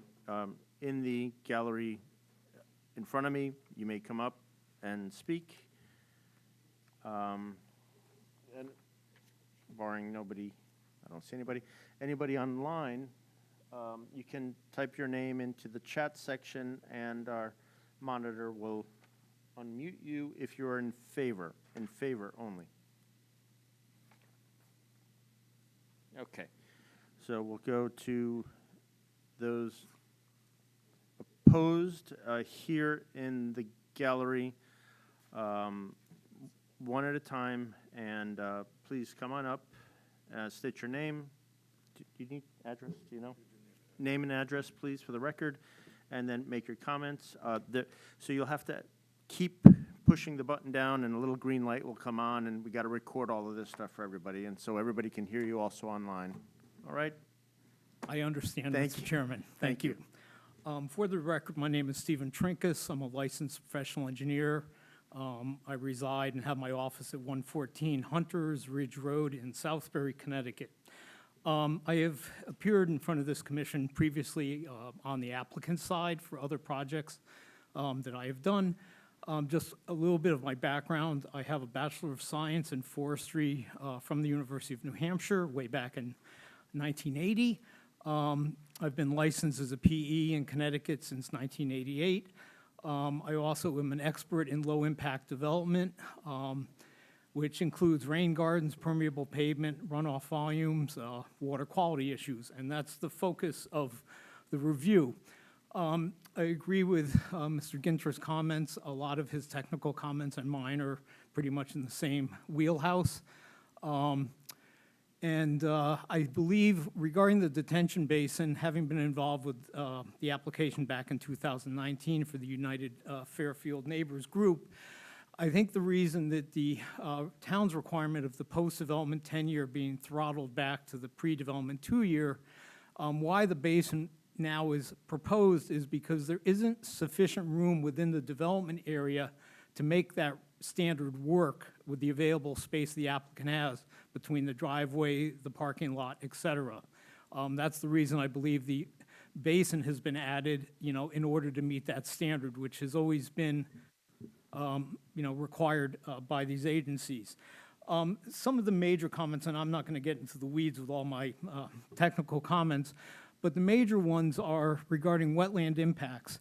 It has not been demonstrated by analysis that the proposed stormwater management systems, the permeable pavement, the gravel layer, the rain gardens, even the detention basin, which would be considered a dry detention basin as designed, will reduce non-point source pollutant loads. And we're not just looking at total suspended solids, which are, fine sediments. You're looking at metals, hydrocarbons, and nutrients. Most people think the primary source of nutrients is fertilizer, so if you have lots of lawn areas, you have lots of nutrient loading. The reality actually is surprisingly quite different. 40% of the nutrient loads that we get fall as atmospheric deposition. It's in the air and it lands on impervious surfaces, whether it's a roof, whether it's a pavement, and when it rains, it gets washed off. So 40% of our annual loads is a pretty significant amount, and it's not anything we're putting on the ground. It's simply what's in the air and falling onto these surfaces. Regarding potential wetland impacts, metals and hydrocarbons, if they're not adequately removed, will become toxic to small benthic organisms that are the bottom of your food chain within wetland systems. And it's not an impact that occurs, day 1 or day 2, but it's a cumulative impact over time. Nutrient loads, primarily phosphorus, will provide a food source for invasive species in freshwater wetland systems. It comes in 2 forms. It comes in particulate, which can bind to very fine sediment particles, and then its soluble form. And soluble phosphorus can be readily taken up by the plants, every time the water runs off the site and goes into the detention pond and then into the down-gradient wetlands. As Fairfield is a coastal town, you also have to be concerned with nitrogen, because nitrogen ultimately gets to Long Island Sound. The impact of nitrogen is it kills the tidal grasses on your tidal marshes.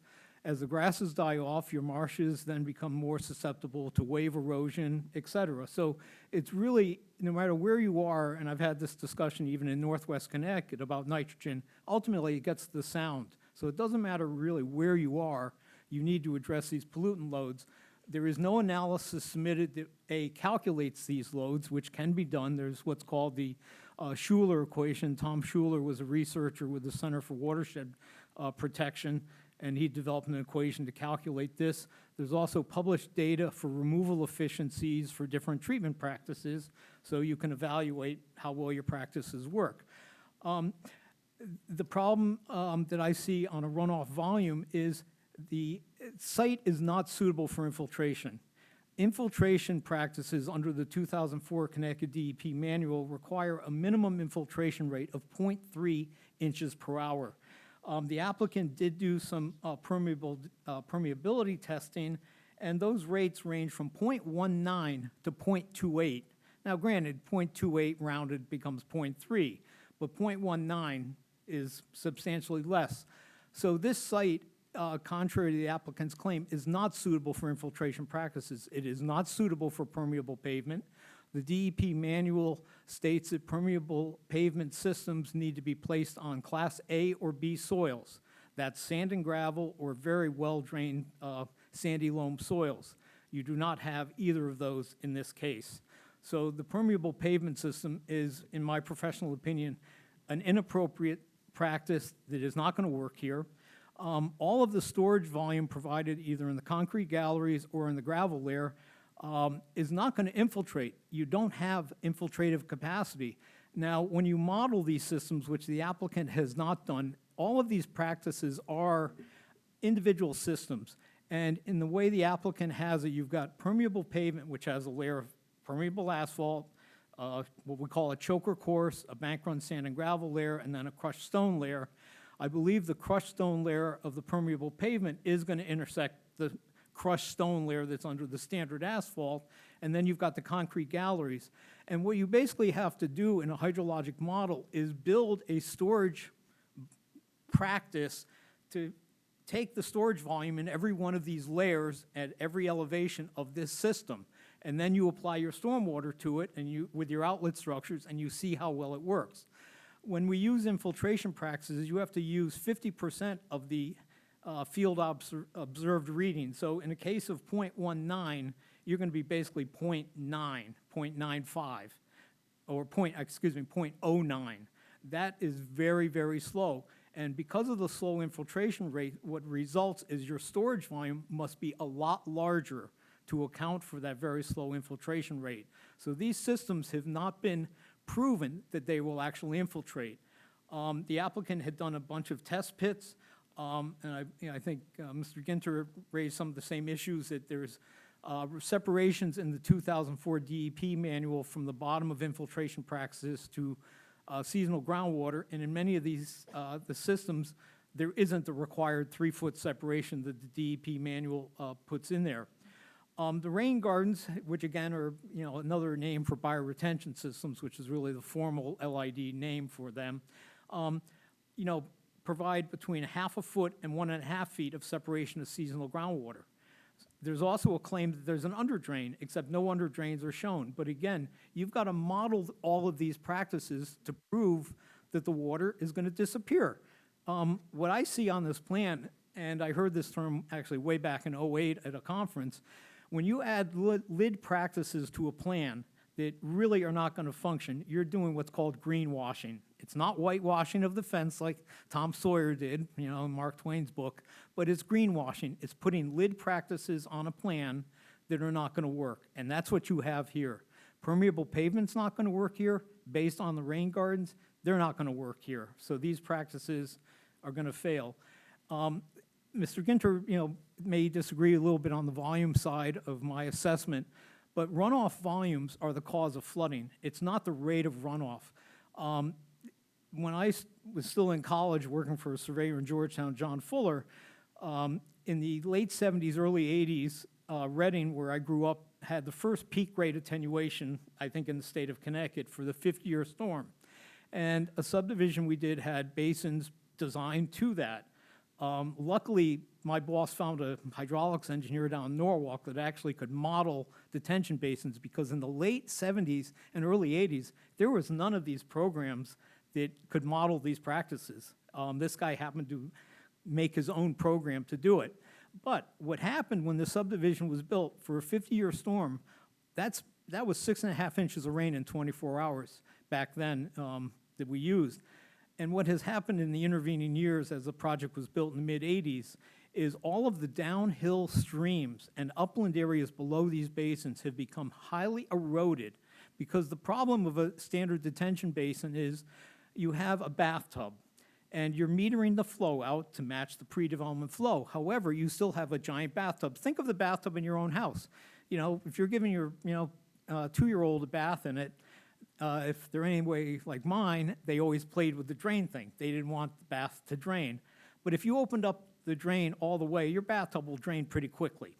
If you let it, if the kid holds it a quarter of the way open, he gets another hour of bath time because it takes so long to drain out. But the problem is you have this giant bathtub of water. So what detention basins have caused the problem is that The duration of the flow at that peak rate of pre-development conditions is occurring way longer than Mother Nature intended. And a stream channel or even an upland slope is not used to receiving concentrated flow like that. So what the slope does or a stream channel does is it erodes. You begin to change the morphology of the channel because the stream is trying to find an equilibrium to carry that flow rate for the time that it's in there.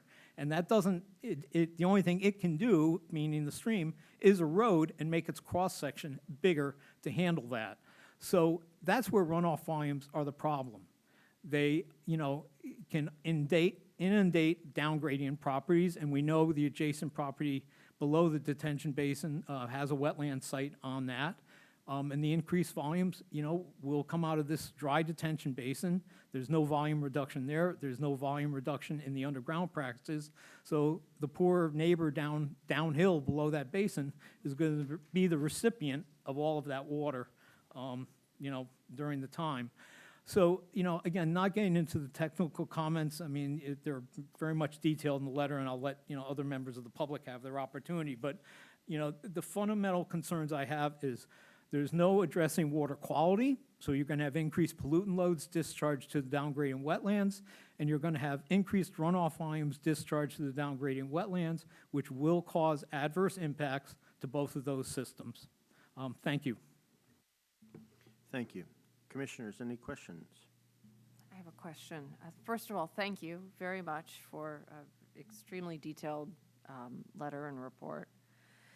Can you tell us a little bit more, because as you might have heard earlier, this commission is generally in support of permeable pavements and want to set a precedent for the future, but can you explain to us just a little bit about why this site and possibly other sites in the future might not be good candidates for that in terms of what kind of soil quality is beneath them?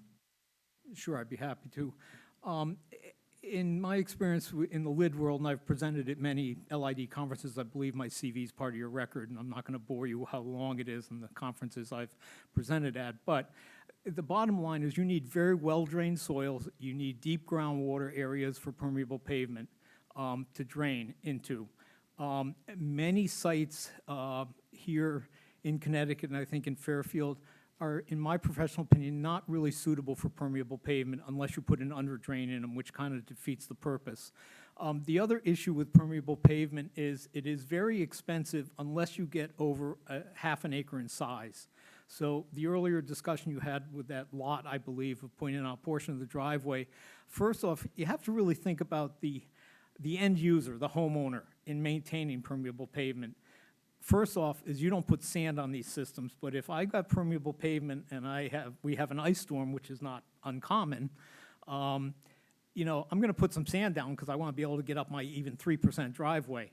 But if you don't use a regenerative vacuum, and there are little ones like a leaf blower called a billy goat to suck up that sediment, that pavement can clog in a year or two. And again, so for homeowners, it's not an ideal situation because of the maintenance. It's the same thing with even rain gardens. If you plop a rain garden in the middle of somebody's yard, it's likely going to get filled in. But if it's incorporated into the landscaping of the site, all a rain garden really is a depressed landscape bed instead of a raised landscape bed. That's really the fundamental difference. So if a homeowner maintains his landscape bed, he'll maintain a rain garden. But I have unfortunately seen permeable pavement, particularly down in Greenwich, on sites that, engineers have proposed it, it's been approved, it's been built, and a year later, it sheds water just like the parking lot outside this building. So LID is a great, concept. I'm very much in favor of it, but not all practices are appropriate for all sites. And do you see the most common reason for that here in the Northeast is because of ice? No, it's really not suitable soils. I hate to say it, but most of our really well-drained sites, our sand and gravel neighborhoods, were all built on the 60s and early 70s, and what's left is really not suitable. Now, we did permeable asphalt for the Garden Homes project at the end of Fairchild against I-95 and the Rooster River. Now, that site was probably filled 40 or 50 feet of wetlands years and years ago. However, that permeable pavement had the filter course for bank run sand and gravel, but did have an elevated underdrain. So it was designed for water quality, not for infiltration because of the fill material. I have another project for Garden Homes in Milford, Connecticut. It was, I think, a 30-unit building, affordable housing, and that site had sand and gravel. And actually, 5 years after it was installed, the underdrain, which I proposed and got installed as a belt and suspenders because it was the first design of permeable pavement I did, had not even seen water in 5 years. The entire site was basically a zero discharge site, 2-bar retention and the permeable asphalt. Every drop of rain infiltrated. I had great pictures, actually. 2 days after it was put in, it rained. I drove down there. The parking lot I stood on across the street, I was in puddles. The permeable pavement lot looked dry. So it works on the right site.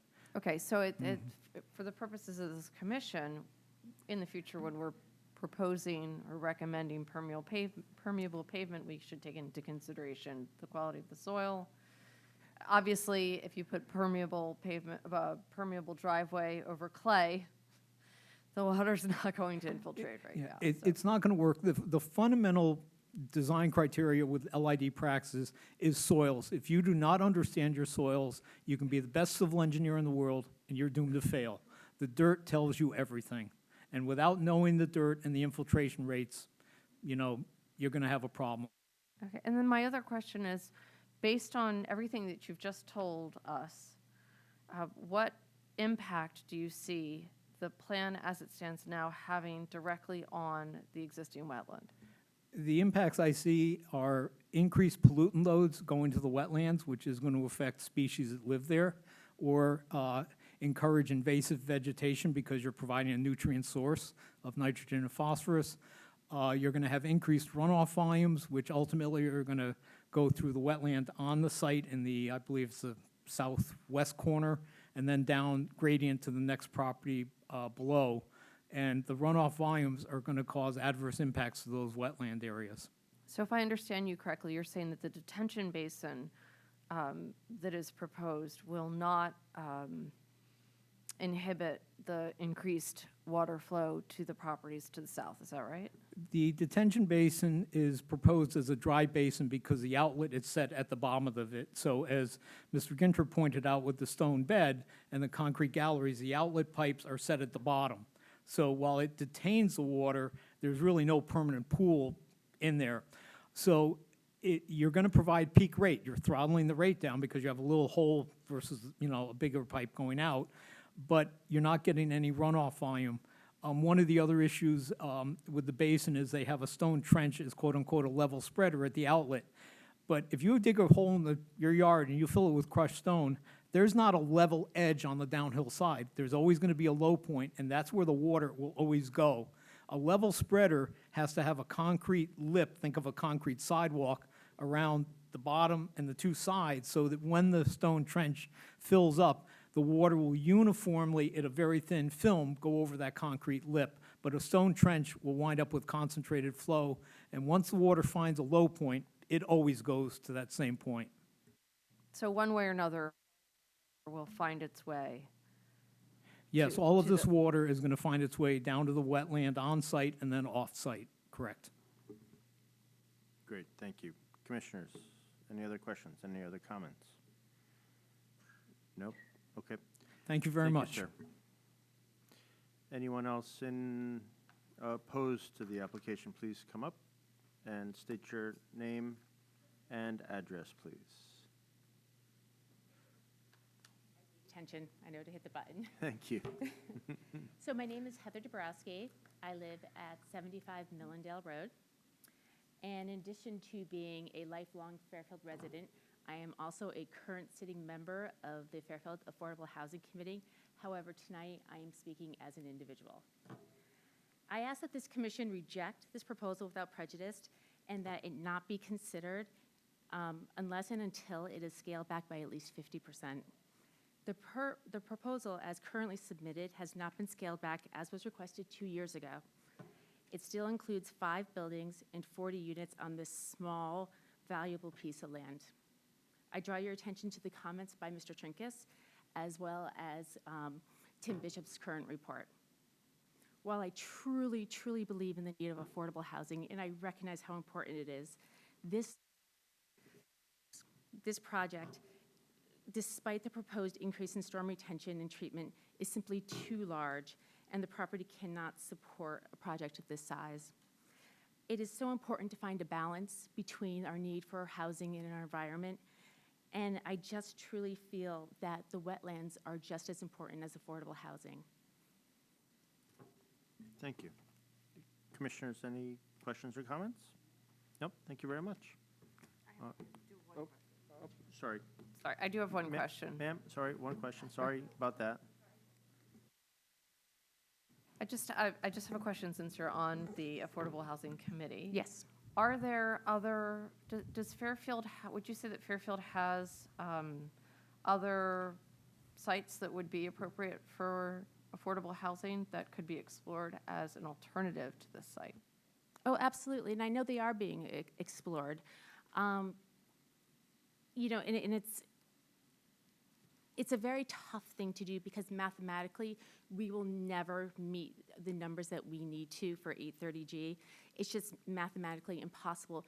But affordable housing is a priority for Fairfield. I believe in affordable housing, which is why I joined this committee. But I also feel like it needs to be appropriate, and it needs to find a balance between our environment and the need to help our residents. But yes, to answer your question, we do look at all properties, and we do have a running list. Yeah, obviously, our purview here is the inland wetlands, but we are obligated to look at what reasonable alternatives there are for every application that comes in front of this commission. Absolutely, and I want to be very careful here because while I do sit on the committee, I am speaking as an individual. Thank you very much. Thank you. Thank you. Commissioners, any other questions? Nope. Okay, thank you. No. Okay, those opposed, please come on up and your name and address, please. And yeah, just press and the green button will light. And Good evening. My name is Rick Granger. I'm at 59 Millendale Road here in Fairfield. And I just had I'm not in favor of the proposal. I think the scale of the proposal is completely inappropriate for the neighborhood. And I know that's not the thrust of the committee's concerns tonight, but I think that's one of the reasons why I was primarily not in favor of it. But in talking and listening to some of the engineers, some of the groundwater systems and the retention of the runoff has been rather extensive. It's significant. It's a major portion of the construction and the project. I just have a couple of questions. Who is the official landowner for the property once this facility is put in place? Is it HUD? Is it the Fairfield Housing Commission? Is it the people who are living there? well, the application been brought in front of us by the Fairfield Housing Corporation. That is the owner at this time. I'm not sure what, they can do whatever they want in the future. I'm not. So as the residents move in, the owners of the properties are still the Fairfield Housing? Yeah, they're going to be affordable housing rental units, it's my understanding. Okay. Yeah. But just to clarify, they can sell this property at any stage of this development, if that's what you're asking. There's No, no I'm just guarantee trying to that identify the owner, because my question, it relies to the maintenance of this rather significant runoff system. There were 3 or 4 large developments, subterranean developments for retention and for evacuation of water.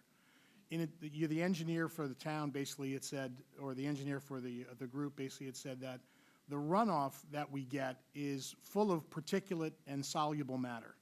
It's not clean water. It's not like you're seeing clean water run down your street in a storm. There's particulate matter that will build up and be left into the retention systems on the property. And given the area that it's in, that retention is going to build up rather quickly. Who's responsible for the maintenance of these significantly large facilities underground? Is it the maintenance to the owners or to the Fairfield Housing Commission or whatever entity owns the property?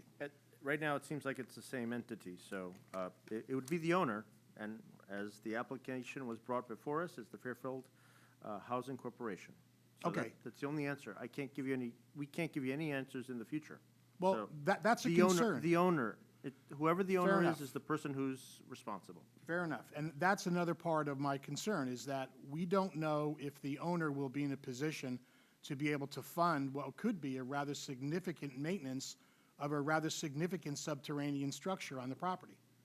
And it's not something that's going to get better. It's only going to build up, and it's going to be something that's going to have to be maintained on a regular basis. And I'd like to know eventually who's going to foot that cost. That's a big concern of mine. So, Okay, thank you, thank you. You know what, I'm going to see if there's anybody online. If you'd like to put your name in the chat box and have you speak. And those opposed, obviously. We're still with the opposed, so is it anybody? Nope, okay. Then anybody here who'd like to come up, give your name and address, please. And, yep, you gotta, the light's gonna come. Hi there. My name is Elizabeth Altabelli. I reside at 76 Country Road.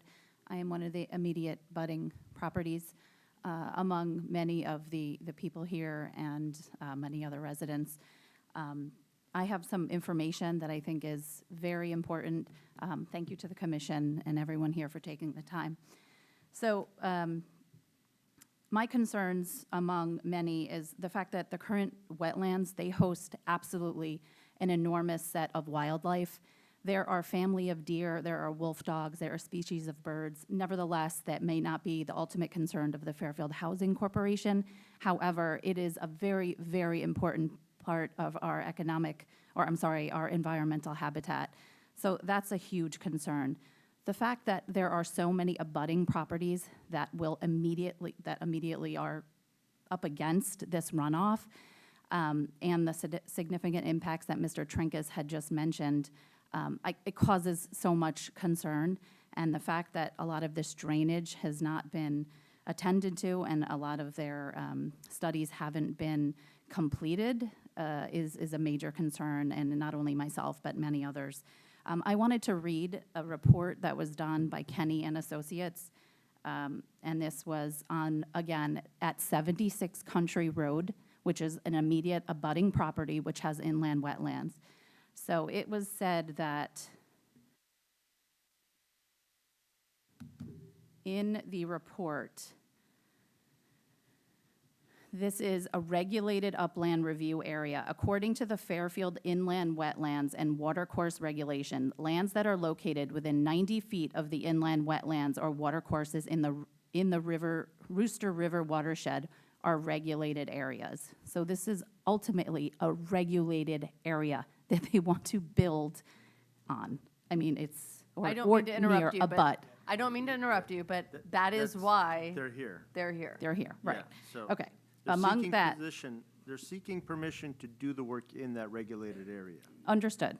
Okay. But this is a report that also states that the wetland determinations were completed based on the presence of poorly drained, very poorly drained alluvial or floodplain soils. Soil types were identified by the observation of soil morphology, soil texture, color, and structure. To observe the morphology of the property soils, test pits or borings, maximum of depth of 2 feet were completed at the site. As a concerned abutter, I would like to see that the maximum depth of the borings actually go deeper than that, just because we have so much information on runoff that may occur. So that's a concern that I would love the commission to possibly address or look further into. As well as noted by Kenny and Associates in this report, drainage class refers to the frequency and duration of periods of soil saturation or partial saturation during soil formation. 7 classes of natural drainage classes exist. They range from excessively drained, where water is removed from the soil rapidly, to poorly drained, where water is removed so slowly that free water remains or at near the soil surface during the most of the growing season. I would like to add this point. It's noted again in this report. It's a wetlands and delineation report. done by Kenny and Associates that it is very poorly drained soil on the immediate abutting wetland property. So this is done a year and a half ago. So I just Thank want you. that noted in the report. Sure. One last point is the fact that we will have a 40-unit apartment complex. That means most likely there may be 100 people living amongst this 2-acre parcel. The impact and the safety concern on High Street, I know it's been brought up before, but that's a significant concern. So I just want to have further investigation with that done. So thank you very much. Thank you. Thank you. Commissioners, any comments? Any questions? Nope. Thank you. Next, yeah, please come on up, state your name, address. Oh, go ahead. Question. Can I, for the woman that was just here? Yeah, Do you ma'am. reside at 76 Country Road? Do you reside at 76? Okay. Okay, thank you.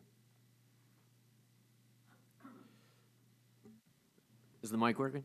It's working. All Just keep right. press it down and the green light will come on. You're good. You got it. All right. All Thank right. you, Chairman and Commissioners. My name is James Posey. I reside at 5 Woodcrest Road in the Holland Hill neighborhood. I am an insurance professional working in the personal property and casualty insurance space, where one of my responsibilities is overseeing our flood insurance operation, which partners with FEMA's National Flood Insurance Program, commonly referred to as the NFIP. I'm also passionate about building a housing stock that both meets the needs of our citizens, but is also resilient against hazardous perils, which lessens the cost of rebuilding in the form of insurance premiums. The most common natural peril in the U.S. and Connecticut is flood. This can be seen in the forever growing tens of billions of dollars of debt within the NFIP as flood occurs more frequently and at higher severity. So I have a few things to say about the importance of healthy wetlands. I know the purview of this committee is the concern of the wetlands, and I share that concern for 2 primary reasons. And the first, my family and I share a love for the environment and all the joys it offers, from the peace of the serenity of the forest and the sheer awe of animal life. I mentioned I am passionate about housing, including all beings such as our furry friends and slimy salamanders. And it saddens me how much our collective building has taken away from what once was. The said property has a mature forest, flourishing meadow, and a healthy wetland home to many animals that our neighbors have grown to observe and admire. Moving forward with this project would take all that away. The second reason is wetlands play excuse me. The second reason is wetlands play an important function. They are a natural sponge that trap and slowly release surface water and rain, mitigating the likelihood of flooding. Clear-cutting the forest and erecting this project, the health of the wetland will risk the health of the wetland and further increasing the risk of flooding within our community. Flooding events are increasing across the country, and Connecticut is not excluded in that.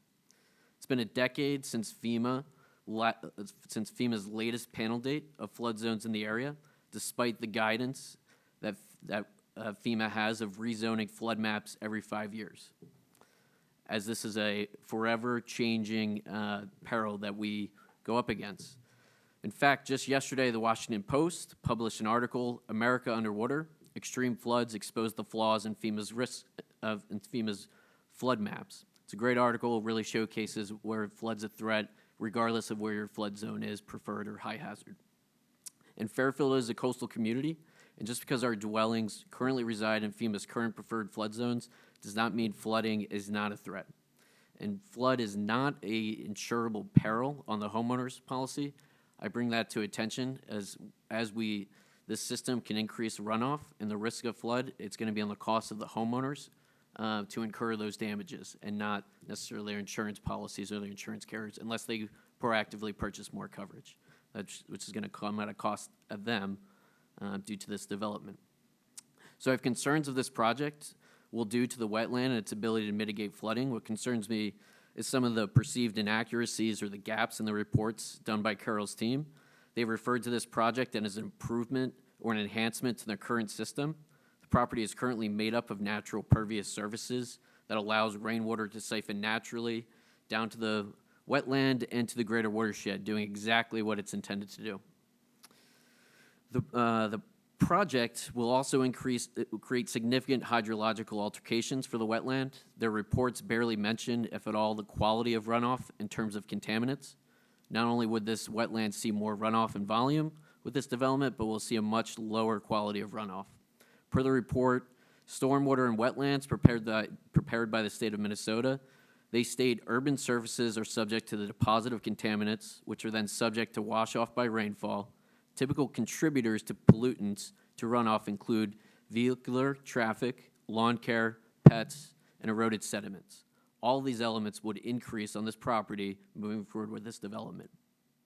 The report further spoke to an analysis specifically measuring stormwater pollutant concentrations by various land use types across the U.S.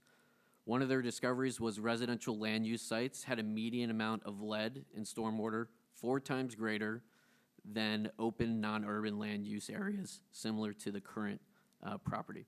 Now, I'm not an expert in wetland management, but I do know creating a significantly more runoff in volume and with far greater pollutants is not healthy for our wetlands.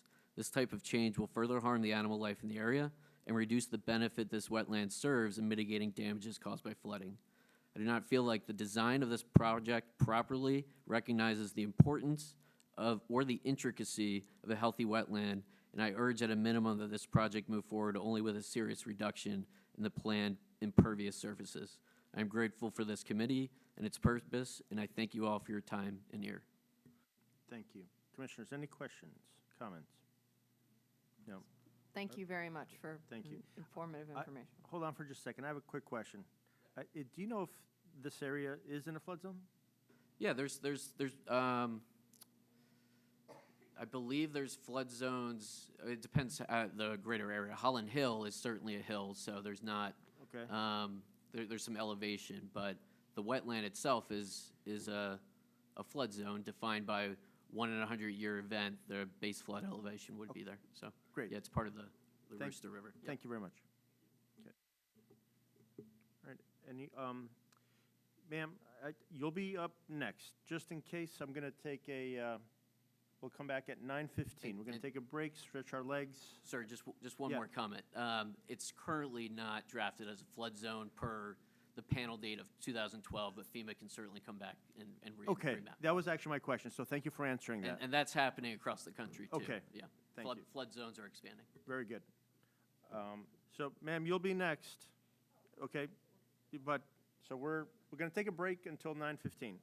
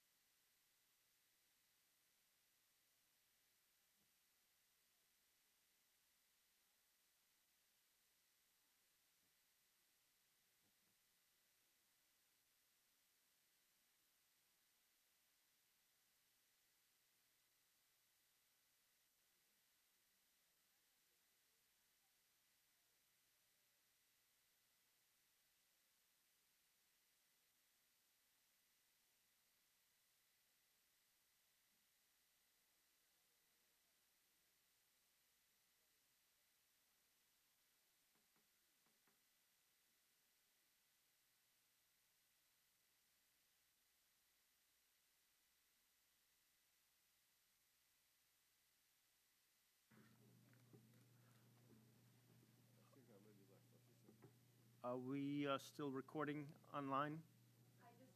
Turn it back on. All right. Before we start, and ma'am, you can come up. You'll be next. I just want to, at this break, I was advised that the online folks were typing stuff in a chat box. That is not part of the record. That is not being recorded.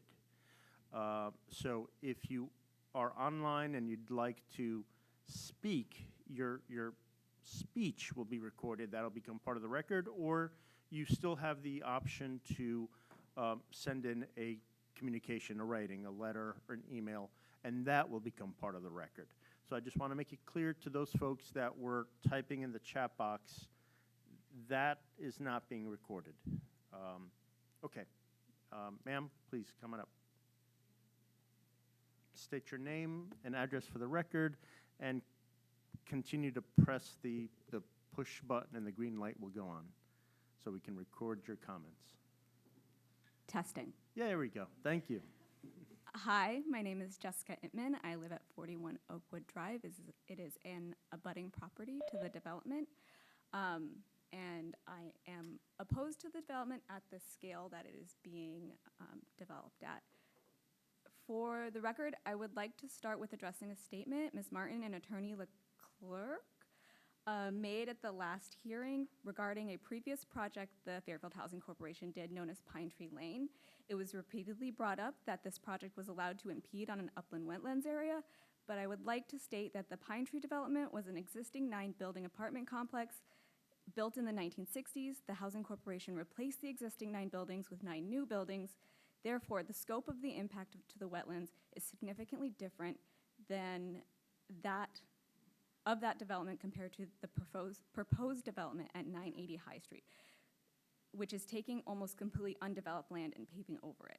Not to mention that was a different wetland with different topography and soil composition. Therefore, it is not appropriate to compare the two. Next, I would like to, for the sake of the public, speak about the importance of wetlands and the need to protect them. According to the Environmental Protection Agency, Connecticut has destroyed 74% of its wetlands.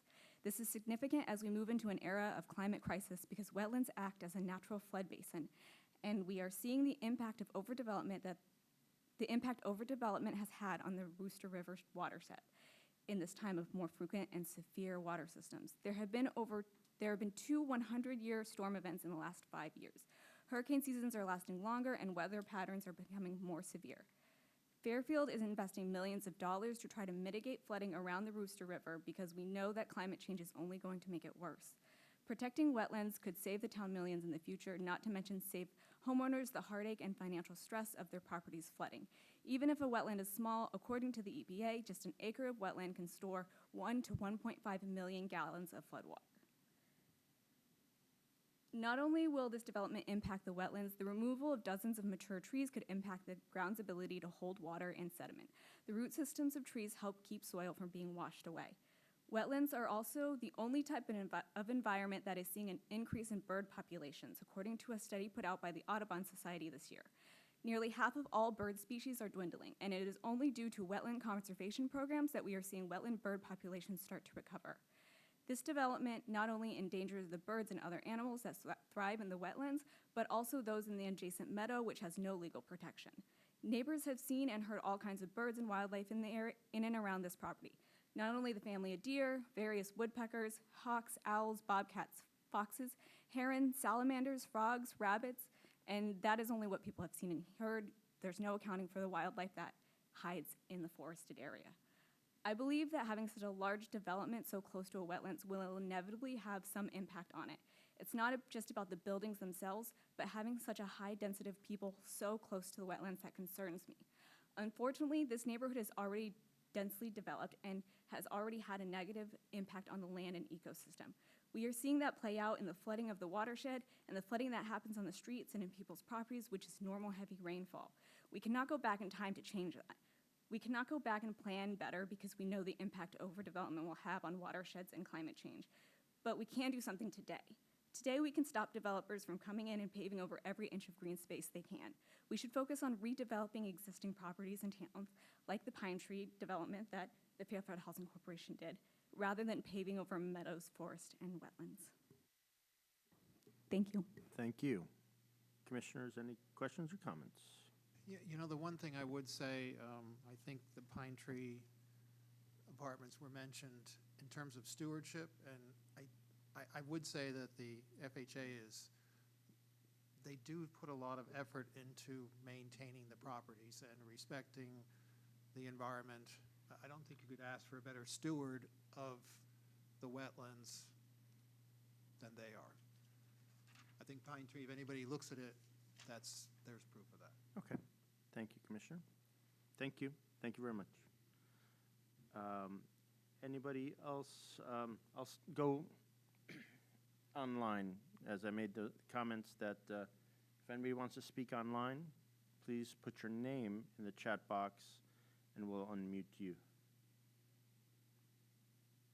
If not, is anybody here in the gallery that would like to speak? Well, come on up and give your name and address, and please press the push button and the green light will go on, and continue to press it while you speak. Thank you. My name is James Balla. I live at 295 Country Road. I realize I sit, in front of the Wetlands Commission, but could I voice my concern over stormwater retention? Or is that? Sure. Okay. That's part of it. I have a lot of water problems, and I just don't see how putting this development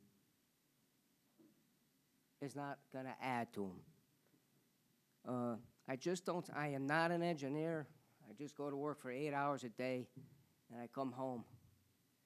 But I just don't see how you could have 2 acres of property and then add 5 buildings and a parking lot, and I just don't see how that's going to help the stormwater situation and the flooding, not only at my home, but everybody else that sits at the... See, country roads are horseshoe. The development's at the top of Country Road. I sit at the bottom. And during heavy rainfall, the water comes down High Street, takes a turn at the base of Country Road, and basically ends up in my front yard. And that's all I have to say. I just don't see how, I just hope it's not going to add to my problems. Thank you. Thank you, sir. Commissioners, any questions or comments? Nope. Anyone else in the gallery would like to come and speak, please come on up, give your name, your address, and please push the push button and the green light will go on continuously as you, there you go. Good evening. My name is James Leask. I reside on 1004 High Street. A few months ago, I was living in Concord, New Hampshire. I was a maintenance mechanic for the Hugh Gallen campus up there, working with the administration, taking care of the infrastructure up there. But Sandra Pisano, who lived there at 1004 High Street, became very sick a few months ago, and we had to change our lives, and we had to move down here to take care of her.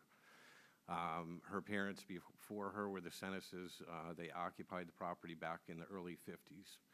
I was here at the last meeting. I'm going to be a little bit roundabout here. I understand what you're here looking at, but there were a few comments made last time I was here. One was that the Fairfield Housing Company was taking into consideration the feelings of the community that they were going to be developing in. And I know for a fact that Sandra, my mother-in-law, she was not approached by this company once asking her opinion in her elder years over the last, she passed at 76, so maybe when she was 73 or 74 and a lifelong resident of 1004 High Street, what her thoughts were on the impact by the company who said that they were taking in consideration the residents of this neighborhood. In the short amount of time that I've resided at 1004, another thing that was brought up was that the runoff, okay, so facing the Judd's property, I'm to the left, and the side of my foundation is 18.6 feet from the center of the stone fence. And the discharge from our sewer line, okay, is perpendicular to that wall. Now, their setback for their footprint for the first building that they're going to be installing or that they're going to be putting in is 15 feet from said stone wall. Now, I know they're not going to be putting a foundation in that's a basement for storage, et cetera. It's going to be a slab from what I understand. But there was mention of a detention basin that's going to be put in the right-hand corner facing out towards our property for a major event. And I think that was brought up, and I think that they said that that was going to be tied into the Fairfield sewer line, which brought a couple of questions from the commission over that, if there was an event that the overflow would go into the sewer system. We had maybe about 3/4 of an inch of rain today. 980, the house that's existing, sits higher on the crest of the hill. Okay, and the property slopes down. At the stone fence, the sediment does go up on the side of the stone wall, and then on our side, the same thing happens. But I get about 4-foot radius, about a half-inch puddle of water in our basement, which I've been trying to track as to the reason why that's occurring. Now, I did see in the plans that there are multiple trees in the entrance area that are going to be being removed. They are senior trees that have been there, and I am sure they help with absorbing a lot of the water. If those trees are going to be clear-cut from the plan that I saw, that is going to add to our problems. And even though it's a slight downturn, and we are at the top of the hill and it does continue to go down towards Oakwood, that water runs from the top of the hill and on the other side of the fence of 980, and it first pools in adjoining neighborhood yards. There's a pool there. And then from what was said, that the water does go into the ground and then it travels further down the hill. And of course, there was a mention that there was, I think somebody said, one of the engineers said that there was no concern about the wetland aspects of the top side of High Street. But the one concern was the opening that was in the stone fence where all of the water runoff comes onto their property. Well, there's quite a swale at 980 before that stone wall, before 1004, and there's a lot of water that heads down that property on that side. But back in the 40s, when they were building these properties, these issues weren't a consideration when they were putting in these homes for working-class families.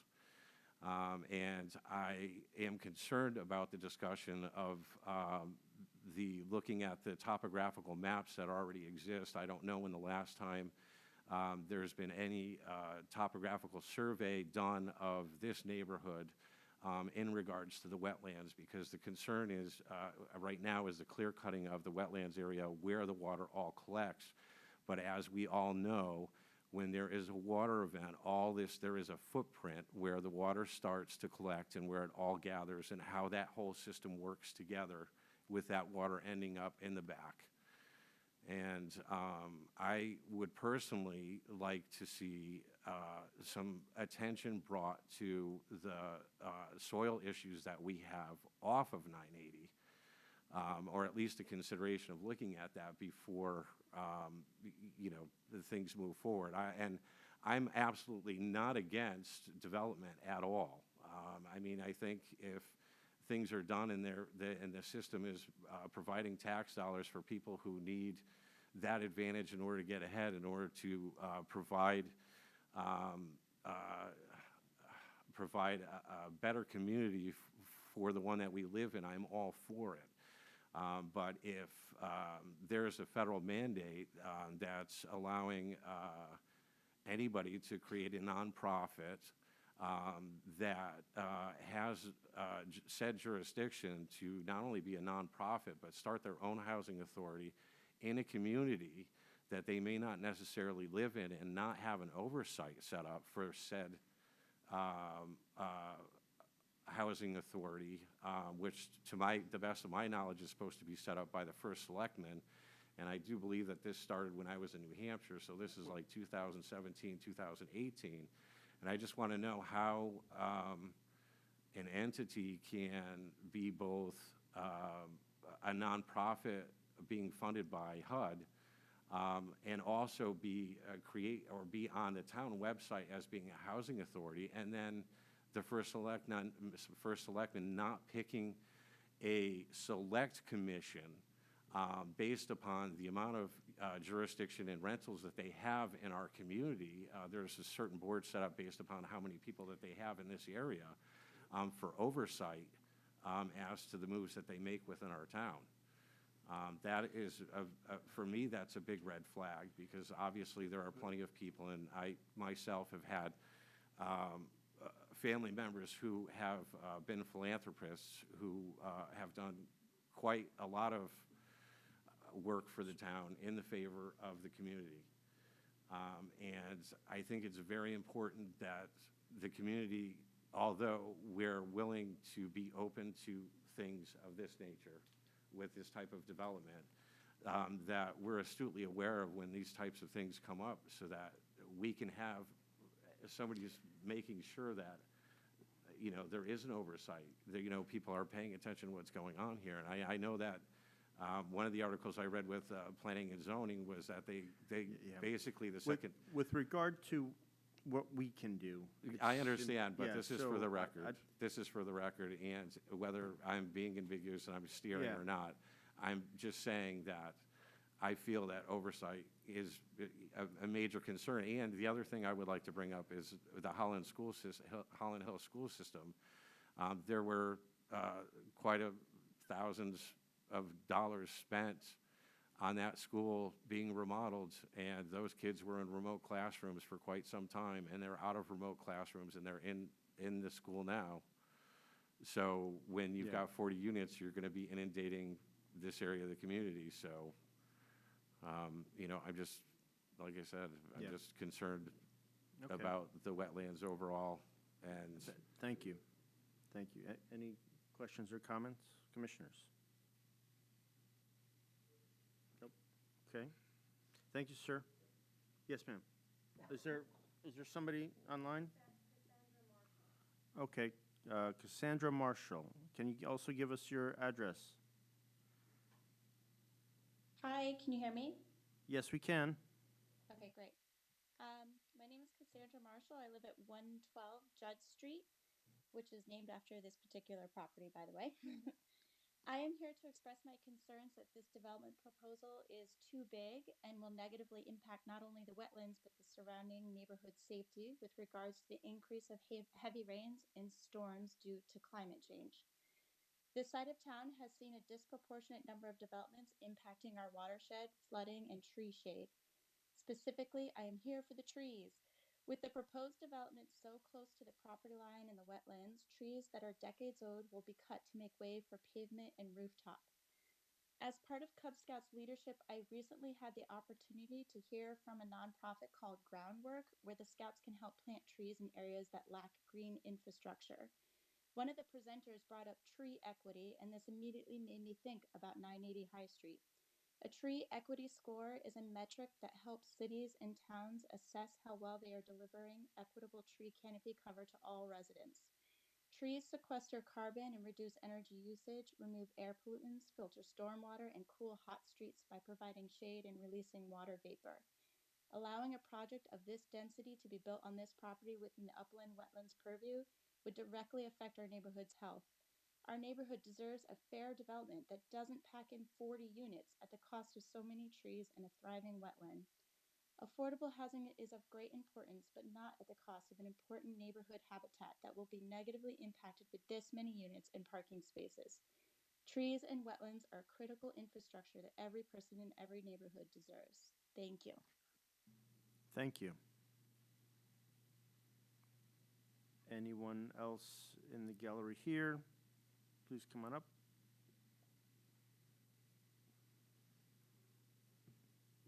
Good evening. I'm Justin Botel. I'm at 136 Broski. I do have an engineering degree, but that's not actually relevant.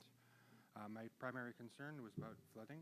So I have a neighbor at 95 Broski, where the sewer drain for the town actually overflowed and totaled their cars that were in an attached garage. So I've had flooding in my basement, and have done different systems to kind of work around that. But obviously, I'm fortunate enough to have two of the mature 70-year-old trees that are quite beautiful. Maybe Mitch is probably not so happy when the leaves are, having to drop when they drop on his side, and they still haven't finished dropping.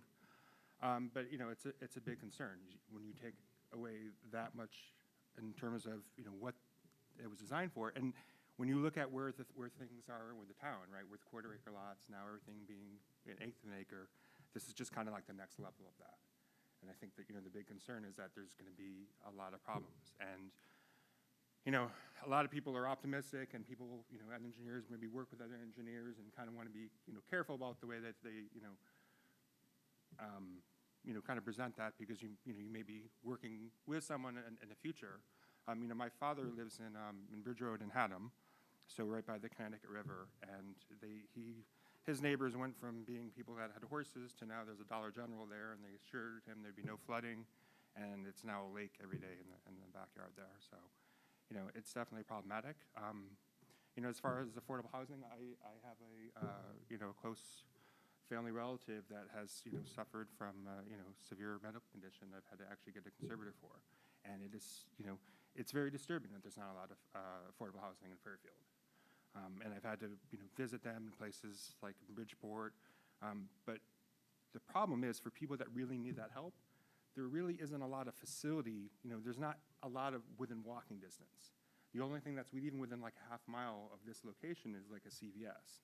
So it's not really that well geared towards people that truly need that the most, because there aren't a lot of services within walking distance. Meanwhile, by the train station, all these facilities that were built, for the Fairfield Metro and things like that, half these, I know people there that they're the only person on their floor. So I mean, there were luxury buildings that were developed, and no one's fitting them. So my point is, I think it's a great idea to be spearheading affordable housing in Fairfield, but I don't think that's the and I hate to be like not where I am, but the area itself is not conducive unless you actually had a little bit more in commercial stuff, because you have the sidewalks. I walk my dogs there very infrequently on High Street, because they're already, even in the 25-mile-an-hour zone, the traffic is already, you get people kind of speeding by.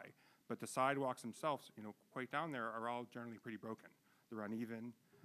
And so, if you imagine people that, really do need affordable housing, and maybe aren't able to afford a car, there's not going to be a lot of opportunity. They're just going to be maybe going to CVS, and there's not, whereas there are better locations in Fairfield, where you could have a bigger quantity of that, where there's a lot more kind of, other services, and maybe less isolated. Great. Thank you. Commissioners, any questions, comments? I just wanted to, it sounds to me like you're in support of affordable housing, but would prefer for this applicant to explore reasonable, prudent alternatives in terms of location. Is that right? Exactly. I think that there's other opportunities. I mean, I've been in Fairfield for 12 years, and I've seen the area around Fairfield Metro where there's a little bit less, and I actually work right on Commerce Drive, which is what first brought me here, and I've seen the kind of the train station develop, and a lot of stuff that was like ribbon wire and stuff before. So it just seems like it's a great opportunity to explore elsewhere, where someone who and I've had close family friend that unfortunately is in that predicament. I don't see this as even being a suitable location for them, just because there's not enough stuff nearby. Great, thank you.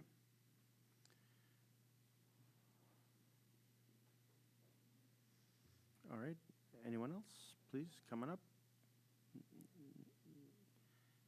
So give us your name and address and continue to press that button. Yeah. Got it. Hi, I'm Margaret Driscoll. I'm at 56 Country Road, which is directly abutting the property.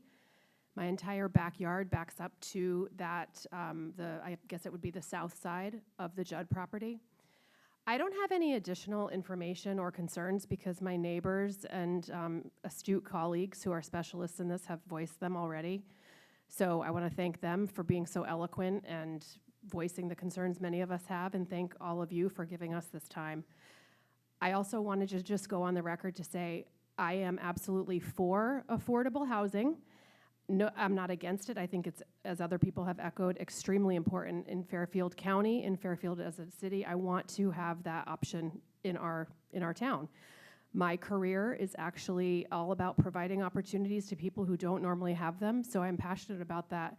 I do think that this particular development is just not reasonable and not prudent. I think there's other reasonable options, and certainly it's not reasonable at 40 units times average of 2 people, 80 to 100 residents on 2 acres with all of the concerns that we've listed previously. So I don't need to echo all of that. I just wanted to go on the record that my property is literally in the backyard of the building that will, I think it's B3.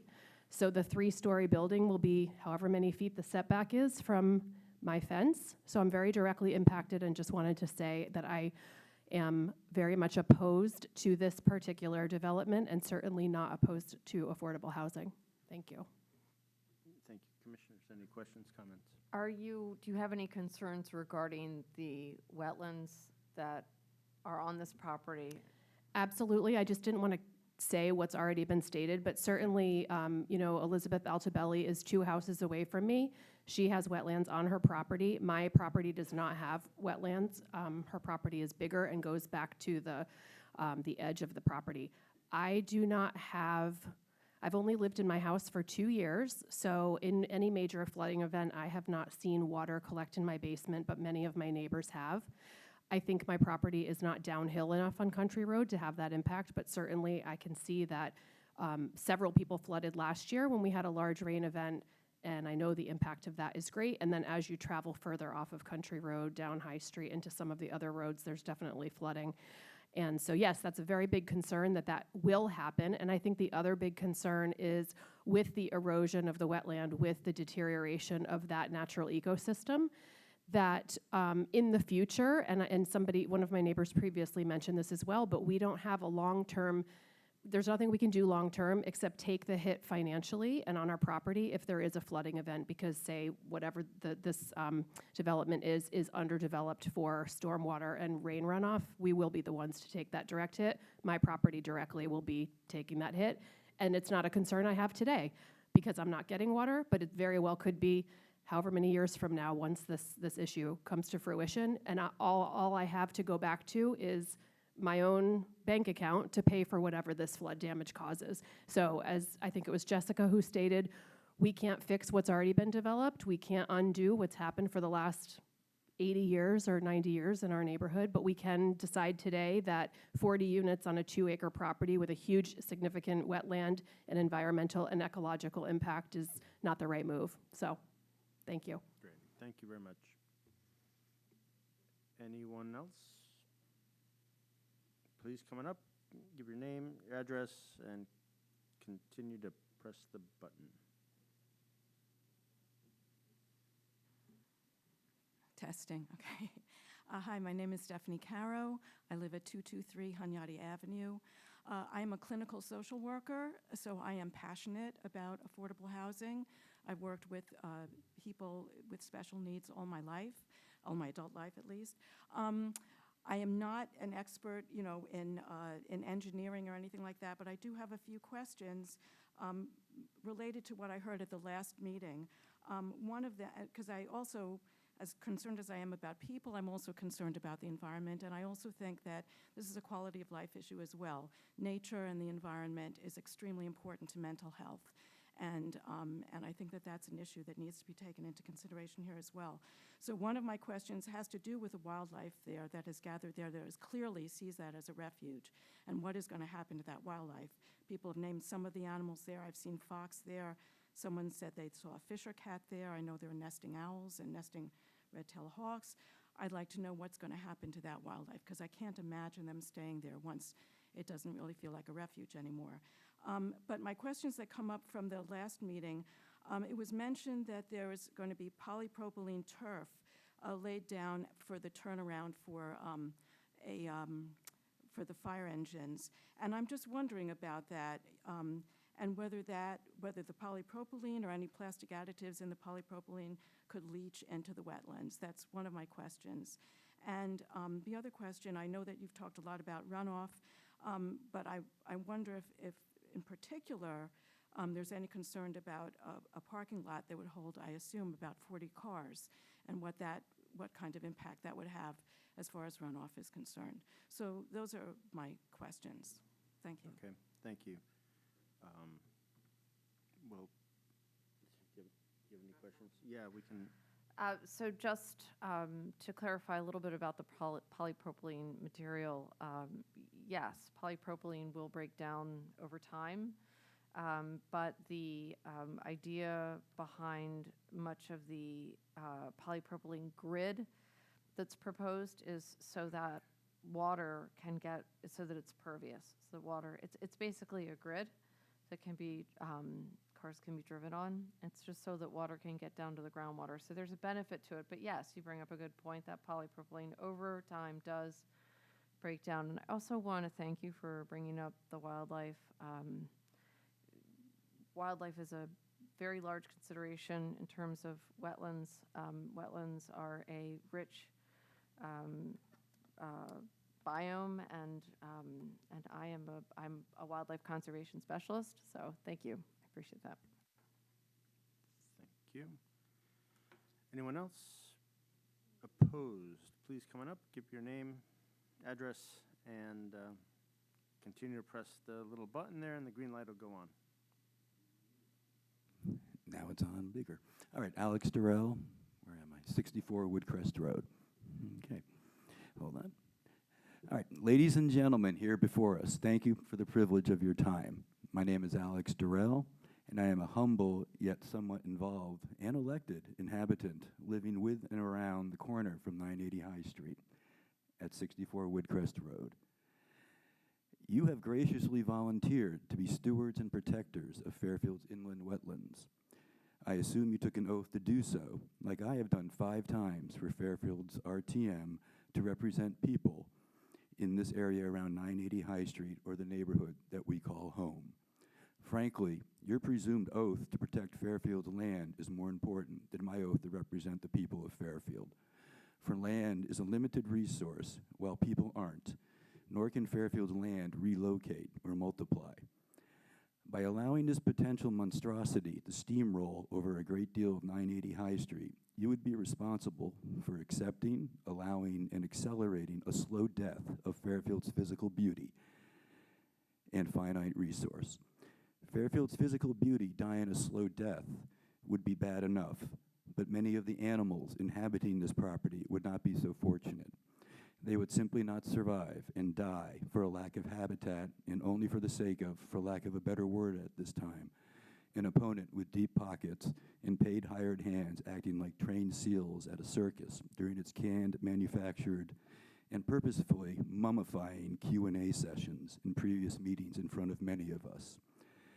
This is your choice and perhaps our final opportunity to put your words and Fairfield's faith in you into action and prioritize these inland wetlands and the biodiversity it nurtures and protects, ahead of the environmental hazards of the almost overwhelmingly human civilization being currently proposed at 980 High Street, whose proponents' only defense is hiding behind laws of Hartford, which coincidentally refuse to count the over 220 affordable housing units built during the administration of former First Selectman John Sullivan and Jackie Durrell, before Hartford decreed in 1992 to take fiat or authority of how towns' land should be inhabited or populated.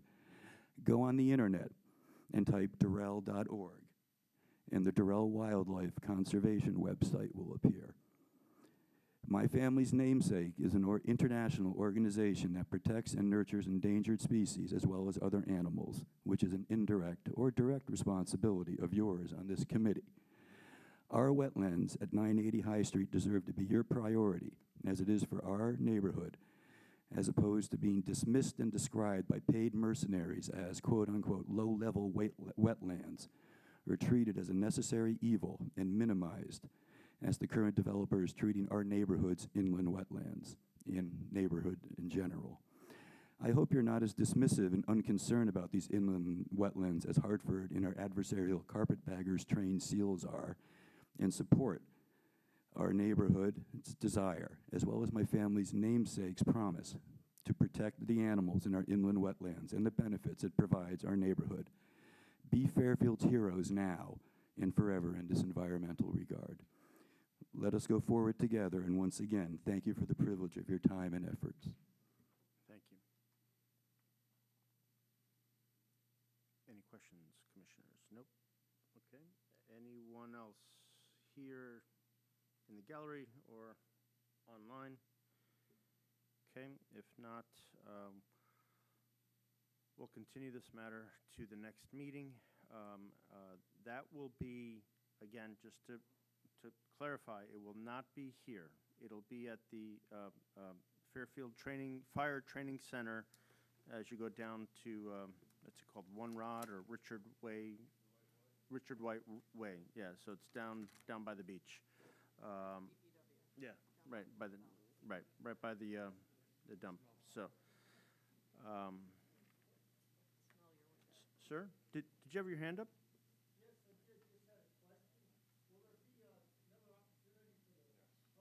Yeah, the public hearing's still open, but if you want to speak now, great. If you want to hold on till next time, you'll be more than, yes, you'll have an opportunity to speak. It's not closed out yet. Okay? All right, so let's go to other real. Motion to continue the public hearing? No, just we're keeping it open. We don't need to. It's just no. Yeah. We didn't close it. So the public hearing's still open, just for the applicant to, to know, and for the public to know the public hearing is still open. We're just going to stall now. It's going to be continued till the next meeting, and we still have more stuff on our agenda. But if you're here only for 980 High Street, you're free to go. We have other things that we have to do. Okay. In other, based on Mr. Trinkus, I think, Trinkus, what he had just kind of talked about tonight, and I think what Commissioner Bowen, a bunch of us kind of feel this way. I think I want to ask the staff to do some sort of report, pros and cons on permeable pavement, and give us, what is the cost? Is it a soil thing? And sir, I don't know if you would mind maybe being a source of information for us, because